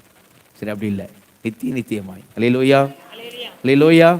இந்த ஸ்நாக்கியெல்லாம், இந்த பாக்கியத்தை நம்ம எதனால் பெற்றுக்கொண்டோம்? எபேசியர் 1:4 வாசிங்க. எதனால் பெற்றுக்கொண்டோம்? எபேசியர் 1:4. தமக்கு முன்பாக நாம் அன்பில் பரிசுத்தம் உள்ளவர்களும் குற்றம் இல்லாதவர்களுமாய் இருப்பதற்கு அவர் உலக தோற்றத்துக்கு முன்னே கிறிஸ்துவுக்குள் நம்மை தெரிந்து கொண்டபடியே. அல்லேலூயா. அல்லேலூயா. கிறிஸ்துவுக்குள் நம்மை பிதாவாகிய தேவனுடைய கிரியை அவர் தெரிந்து கொண்டபடியே. அல்லேலூயா. அல்லேலூயா. அல்லேலூயா. 2 ஆசீர்வாதத்தையும் பார்த்துட்டோம். 2 ஆசீர்வாதத்தையும் பார்த்துட்டோம். இப்போ ஏன் நான், ஒய் மீ, ஏன் என்னை, 2வது நோக்கம் எதற்காக, அது என்ன செய்யணும்? கண்டிப்பாக தெரிஞ்சுக்கணும்ல. கவனிங்க, முக்கியமானது என்ன சொல்கிறது, நல்லா கவனிங்க. பைபிளில் எங்கேயும் இப்படி வசனம் இல்லை. எப்படி வசனம் இல்லை அப்படின்னா, தெளிவான வேதத்தை தெளிவாக புரிஞ்சுங்க. எங்கேயும் இப்படி வசனம், தேவனுடைய முன் அறிவின்படியாக நாம் தெரிந்து கொள்ளப்பட்டிருக்கிறோம்னு வசனம் இருக்குது. அல்லேலூயா. எவர்களை முன் அறிந்தாரோ அப்படி வசனம் இருக்குது. சரியா? தட்ஸ் கால்ட் ஃபோர் நாலேஜ்னு சொல்லுவாங்க ஆங்கிலத்தில். எவர்களை முன் அறிந்தாரோ அப்படி வசனம் இருக்குது. அவர்களை அழைத்திருக்கிறார் அப்படின்னு, முன் அறிந்தாரோ அவர்களை தன்னுடைய குமாரனுடைய சாயலுக்கு ஒப்பா இருப்பது முன் குறித்திருக்கிறார் அப்படி வசனம் இருக்குது. 1 பேதுரு 1:2 பார்த்தீங்கன்னா, தேவனுடைய பிதாவாகிய தேவனுடைய முன் அறிவின்படியே பரிசுத்தாவினுடைய புதிய ஆக்குறதுனாலும் இயேசு கிறிஸ்து ரத்தம் தள்ளி கொடுக்கும் தெரிந்து கொள்ளப்பட்ட பரதேசிகளுக்கு எழுதுன்னு வரும். சரியா? கவனிங்க, இந்த முன் அறிவின்படியே அப்படிங்கிற காரியம் எப்படின்னு சொன்னால், எப்படி இல்லை புரிஞ்சுக்கணும். எப்படி பைபிள் சொல்லலை அப்படின்னா, எங்கேயும் என்ன சொல்லலை, நாம் எல்லாம் விசுவாசிப்போம் அப்படின்னு அவருக்கு தெரியும். சரியா? அதான் கவனிங்க, அவருக்கு தெரியாது ஒன்றும் கிடையாது. நாம் எல்லாம் விசுவாசிப்போம் அப்படின்னு அவர் தெரிஞ்சு நம்மளை முன் குறிச்சிருக்கிறாரு. அப்படி பைபிளில் எங்கேயும் வசனம் இல்லை, அப்படி இல்லை. சரியா? நம்மெல்லாம் எப்படி நம்மெல்லாம் விசுவாசிப்போம் அப்படின்னு நமக்கு தெரிஞ்சு அவர் நம்மளை அவர் முன் குறித்திருக்கிறார். அப்படி பைபிளில் எங்கேயும் சொல்லப்படலை, அப்படி பைபிள் காமிக்கலை. சரியா? அப்படின்னா நமக்கு இன்னொரு கேள்வி வந்துடும். அவங்களும் சுவிசேஷம் கேட்டாங்க, நானும் சுவிசேஷம் கேட்டேன், நான் விசுவாசித்தேன், அவங்க விசுவாசிக்கலையே, அப்போது நான் மட்டும் எப்படி விசுவாசித்தேன்? அது ஒரு கேள்வி வரும். சரியா? அதனால் பைபிள் என்ன சொல்லலைன்னா, அவருடைய ஃபோர் நாலேஜில், அவருடைய முன்னறிவில் அவர் என்ன செய்யலைன்னா, நம்மை பார்த்து இவன் விசுவாசிப்பான்னு பார்த்து நம்மளை தெரிந்து கொள்ளவில்லை, அல்லது நம்ம விசுவாசிப்போன்னு தெரிஞ்சு நம்மளை விசுவாசிக்க வைக்கலை. நம்ம விசுவாசிப்போன்னு தெரிஞ்சு நம்மளை அவரை விசுவாசிக்க வைக்கலை. ஆனால் எப்படி தான் அவர் செஞ்சுருக்கிறார் அப்படின்னா, பியூராக இங்கே எபேஸ் நிருபத்தில் பார்க்குறோம். எப்படி தான் பண்ணியிருக்கிறார் அப்படின்னு சொல்லுதுன்னா, எபேஸ் நிருபம் தான் நம்ம வாசிக்கிறோம், எபேஸ் நிருபம் தான் பார்க்குறோம். அங்கேயே எப்படி சொல்லியிருக்குன்னு பாருங்கள். எதனால சரி அவர் நம்மை தெரிந்து கொண்டார்? ஒய் மீ, ஏன் என்ன அப்படின்னு சொன்னால், எதனால அப்படின்னு சொன்னால், நீங்கள் எபேஸ் நிருபம் 1:4 4 வாசிங்க. 4 தமக்கு முன்பாக நாம் அன்பில் பரிசுத்தம் உள்ளவர்களும் குற்றம் இல்லாதவர்களுமாய் இருப்பதற்கு அவர் உலக தோற்றத்துக்கு முன்னே கிறிஸ்துவுக்குள் நம்மை தெரிந்து கொண்டபடியே. கவனிங்க, தமக்கு முன்பாக, என்ன கவனிங்க, தமக்கு முன்பாக நாம் அன்பில் அந்த அன்பில் நடுவில் அதுக்கப்புறம் வார்த்தையெல்லாம் விட்டுறேன். அன்பில், சரியா? தமக்கு முன்பாக அன்பில் பரிசுத்தம் உள்ளவர்கள் குற்றமில்லாத இருப்பதற்கு அவர் உலக தோற்றத்துக்கு முன்னே, அது வரைக்கும் விட்டுறேன். தமக்கு முன்பாக நாம் அன்பில் தெரிந்து கொண்டார். அல்லேலூயா. அன்பில் தெரிந்து கொண்டபடியே. எதனால? அங்க இருக்க அன்புன்னு இருக்கா? அன்புன்னு இருக்காங்க, இருக்குது. அன்பில் தெரிந்து கொண்டபடியே. எப்போ அந்த வசனம் வாசிங்க. எப்போ? தமக்கு முன்பாக நாம் அன்பில் பரிசுத்தம் குற்றமில்லாத இருப்பதற்கு அவர் உலக தோற்றத்துக்கு முன்னே. எப்போ? உலகம் தோற்றுவதற்கு முன்னே. அல்லேலூயா, அல்லேலூயா. எப்போ? உலகம் தோன்றுவதற்கு முன்னே. கவனி அன்பில் எப்படின்னா உலகம் தோன்றதுக்கு முன்னே அப்படின்னா என் தாயின் கர்ப்பத்தில் உருவாக முன்னே அப்படி இல்லை, என் தாய் உருவாக முன்னே, நாள் உருவாக முன்னே, நாள் உருவாக முன்னே, நான் உருவாக முன்னே, ஏன் ஆதாம் ஏவாளு கூட உருவாக முன்னே, இந்த பூமி உருவாக முன்னே, எல்லாம் உருவாக முன்னே அவர் அன்பில். அல்லேலூயா. இது எப்படி தெரியுமா புரிஞ்சுக்க சொல்றேன். இவனுக்கு என்ன கல்யாணமே ஆகல, ஒருத்தனுக்கு இன்னும் என்ன இல்லை, கல்யாணமே ஆகல. ஆனா அவன் பிறக்க போற பிள்ளை மேல பயங்கர அன்பு வச்சிருக்கான். கேட்கறதுக்கு ஒரு மாதிரி இருக்குல்ல, என்ன கிரேசி லவ்னு சொல்லுவாங்க இல்லையா? நான் சொல்ல புரியுதா இல்லையா? அப்படி கிரேசி லவ்னு புரியுதா? ஏன் இப்படி யாரும் மனுஷன் பண்ணுவானா? இன்னும் குழந்தையே பிறக்கல, கல்யாணம் ஆயிடுச்சுன்னு இல்லை, கல்யாணமே ஆகலை இன்னும். ஆனா பிறக்க போற குழந்தை மேல பயங்கர அன்பு. அப்படிதாங்க போட்டிருக்கு. உலகம் உண்டாவதற்கு முன்னே. நீங்கள் வாசிக்க வேணாம், எஸ்தர் சரித்திர புஸ்தகத்தை போய் நீங்கள் வீட்டில் பார்த்தீங்கன்னு வைங்க, வஸ்திக்கு பதிலாக ஒரு ராஜாத்தியை தேர்ந்தெடுக்கணும்னு சொன்ன உடனே மறுபடியும் என்ன தான் சொன்னாங்க? ஊர் ஃபுல்லாக சொன்னாங்க. ஊர் ஃபுல்லாக போய் யாரை கூட்டின்னு வந்தாங்க? யாரை கூப்பிட்டு வந்தாங்க? ஆமாம், அழகான அந்த அழகாக எடுத்துகிட்டு வந்தவங்களுக்குள்ள செலெக்ஷன். 30 நாள் அவங்களுக்கு என்னெல்லாம் தேவையோ, அவங்க என்னெல்லாம் கேட்குறாங்களோ எல்லாரும் கொடுப்பாங்க.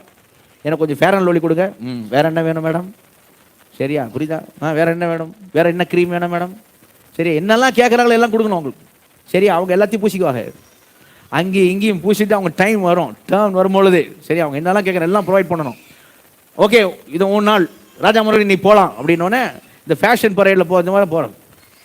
சரி, அவர் முன்னாடி போவாங்க, ராஜா முன்னாடி போகணும். அவங்க ராஜா பார்ப்பார், அவர் பார்த்துட்டு அதுக்கப்புறம் இன்ஃபார்ம் பண்ணுவார். எப்படி? அவள் போன பிறகு பேர் எழுதி வச்சுக்குவாங்க. அவர் சொன்னால் அவளை கூப்பிடு, இப்போ போனா பாரு ஒருத்தி, அவளை கூப்பிடுன்னு அவர் சொன்ன கூப்பிடும், இல்லைன்னா ரிஜெக்டட், இல்லைன்னா ரிஜெக்டட். எல்லாம் அழகான ஆட்களை தான் கொண்டு வந்திருக்காங்க. அழகான ஆளுகளுக்கு அழகான பொருட்கள், அழகுபடுத்தக்கூடிய பொருட்களையும் வந்தாங்க. சரி, என்ன கேட்டாலும் சரி எல்லாம் கொடுக்கப்பட்டது. எஸ்தருக்கும் அப்படித்தான். ஆனால் எஸ்தருக்கு தயவு கிடைச்சது. அல்லேலூயா. பாருங்க, எஸ்தரே அழகை வச்சு தான் அகாஸ்வேராஜா என்ன தெரிந்து கொண்டான். சரியா? ஆனால் நம்ம உண்டாவதற்கு முன்னமே, அல்லேலூயா, நான் உலகம் உண்டாவதற்கு முன்னமே, அல்லேலூயா, அவர் கிறிஸ்துவுக்குள் நம்மை தெரிந்து கொள்வார். நம்மளை தேவன் நினைச்சு பார்த்து இருதயத்தில் அன்பு செஞ்சிருக்கிறார் நம்ம ஒவ்வொருவரையும். அல்லேலூயா. இன்னைக்கு அன்பு இல்லாமல் கூட நீ ஏங்கிட்டுங்களாம். உங்கள் அத்தான்ட்ட கூட அன்பு கிடைக்காம இருக்கலாம், மனைவியோட அன்பு கிடைக்காம இருக்கலாம், அன்புக்காக ஏங்கி கொண்டு இருக்கலாம். அவர் உலகம் தோன்றதுக்கு முன்னையே நம்ம மேலே அன்பு வச்சிட்டார். அல்லேலூயா. அப்படி உலகத்தோடுக்கு முன்னே அன்பு வைக்கிறதுக்கு ஒரே இன்னொரு காரணம் தெரியுமா? எதனால நம்மளை தெரிந்து கொண்டான்னு பாருங்க. நம்ம சைடில் ஒன்றுமே இல்லைங்க, நம்ம சைடில் ஒன்றுமே கிடையாது. சரியா? அழகா இருக்கிற ஆள் தான் இங்கே இருக்கணும் அப்படின்னா நான் மட்டும் தான் இருப்பேன். சோத்ரா. சரி, கவனிங்க. ஓகே, கவனிங்க. நான் அதெல்லாம் எதுவுமே அவர் என்ன செய்யல, பார்க்கல, எதுவுமே பார்க்கல. சரியா? அப்போ அவர் அன்பு வச்சு, அன்பு வைத்து என்ன செய்யறார் தெரியுமா? எப்படி இப்படி அன்பு அவருக்கு வந்துச்சு? எப்படி இப்படி அன்பு, என்ன காரியம் அப்படின்னா, பிதா, குமாரன், பரிசுத்தாவி. நான் ஏற்கனவே டிசம்பர் மாதம் செய்தியில் சொன்னேன், அவங்க 3 பேர் ஒருத்தர் அன்புக்குள்ள இருக்கிறாங்க. அல்லேலூயா, அல்லேலூயா. அந்த அன்புல இருக்கும்பொழுது பிதா தனக்குள்ளே ஒரு தீர்மானம், தனக்குள்ளே ஒரு விருப்பம், சித்தம்னா விருப்பம் வருது அவருக்கு. என்ன விருப்பம் அப்படி தெரியுமா? இந்த அன்புக்குள்ளே நான் அநேக பிள்ளைகளை கொண்டு வர போகிறேன். அல்லேலூயா. குமாரனே, உம்மை போல் இந்த அன்புக்குள்ள அநேக பிள்ளைகள் என்ன செய்ய போறேன், நான் கொண்டு வர போறேன். அவர் இருதயத்துக்குள்ள ஒரு ஆசை. அல்லேலூயா. அதே வார்த்தை எல்லாம் கொஞ்சம் ஆசைப்படுறாரு. ஆசைப்பட்டவன நம்மளெல்லாம் நினைக்கிறார். அல்லேலூயா, அல்லேலூயா. ஆசைப்பட்டவன நம்மளாம் நினைக்கிறாரு. நினைக்கும் போது நம்ம மேலெல்லாம் ஒரு அன்பு, இவங்கெல்லாம் வரப்போறாங்க, இவங்கெல்லாம் வரப்போறாங்க. அல்லேலூயா.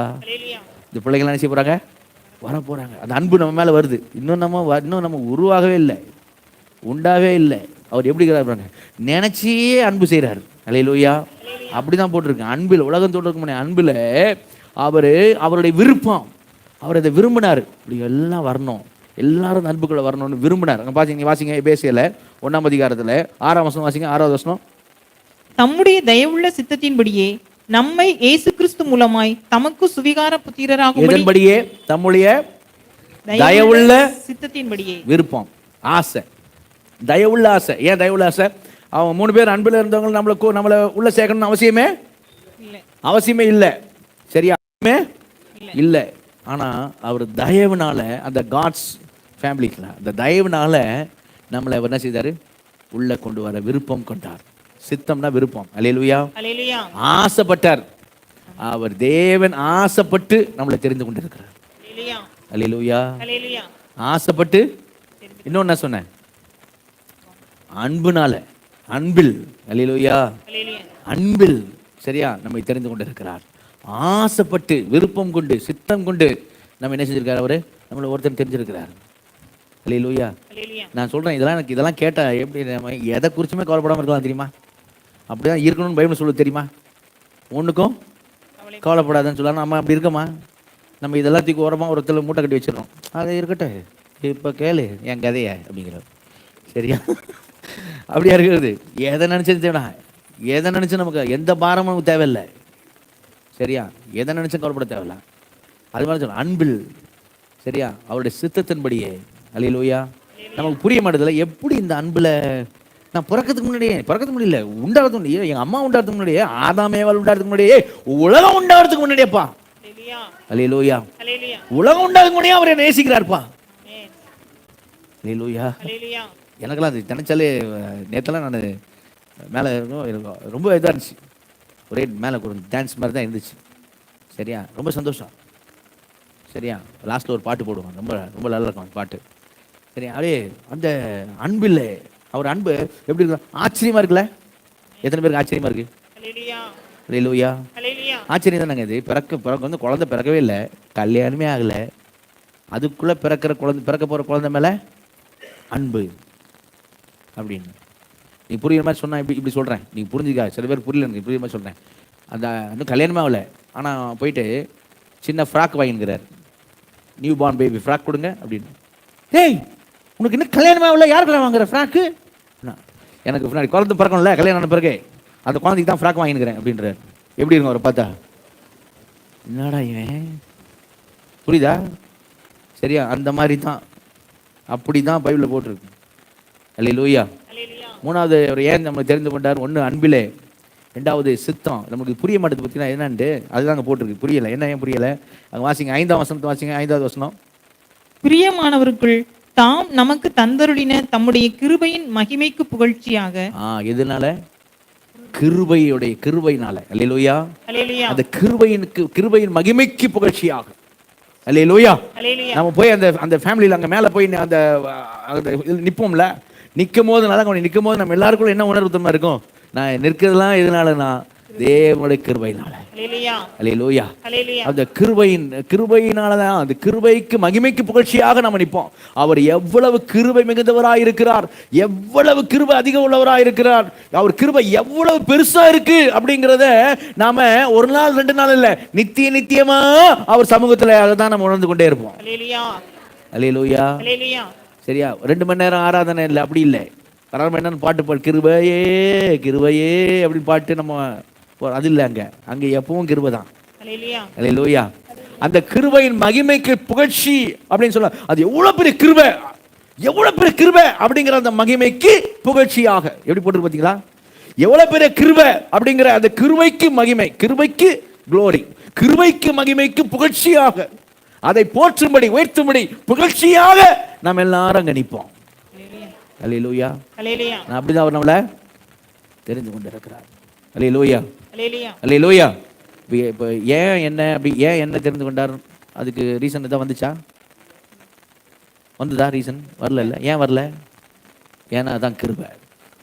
அல்லேலூயா. ஏன்னா அதான் கிருபை. நமக்கு ரீசன் வராது. நம்ம எப்படியாவது இந்த குருவி மூலையில அந்த ரீசனை கண்டுபிடிக்கணும்னு நினைப்போம். கிடைக்கவே கிடைக்காது. அல்லேலூயா. அதனால ஒரு ரீசனும் என்ன செய்யாது, கிடைக்காது. சரியா? அத்தான் கூட சொல்லுவார், உன்னை நான் முதல் பார்க்கும்போது இதனால தாண்டி உன்னை செலக்ட் பண்ணேன் அப்படின்னு. புரியுதா இல்லையா? இதனால தான் உன்னை, ஆமாம், நான் கூட இதனால தான் உங்களுக்கு கழுத்து நீட்டினேன் அப்படின்வாங்க இந்த அம்மா. இதனால தான் இல்லையா? அப்படிலாம் ரீசன்ஸ்லாம் இருக்கும். இங்கே எந்த ரீசனுமே இருக்காது. பைபிள் சொல்லுது ரீசன் இல்லை, அன்பில், சித்தம், ஆசை, விருப்பம், கிருபை, மகிமைக்கு புகழ்ச்சியா. அல்லேலூயா. இப்போ எதனால தெரிஞ்சுட்டோம்? எதற்காக?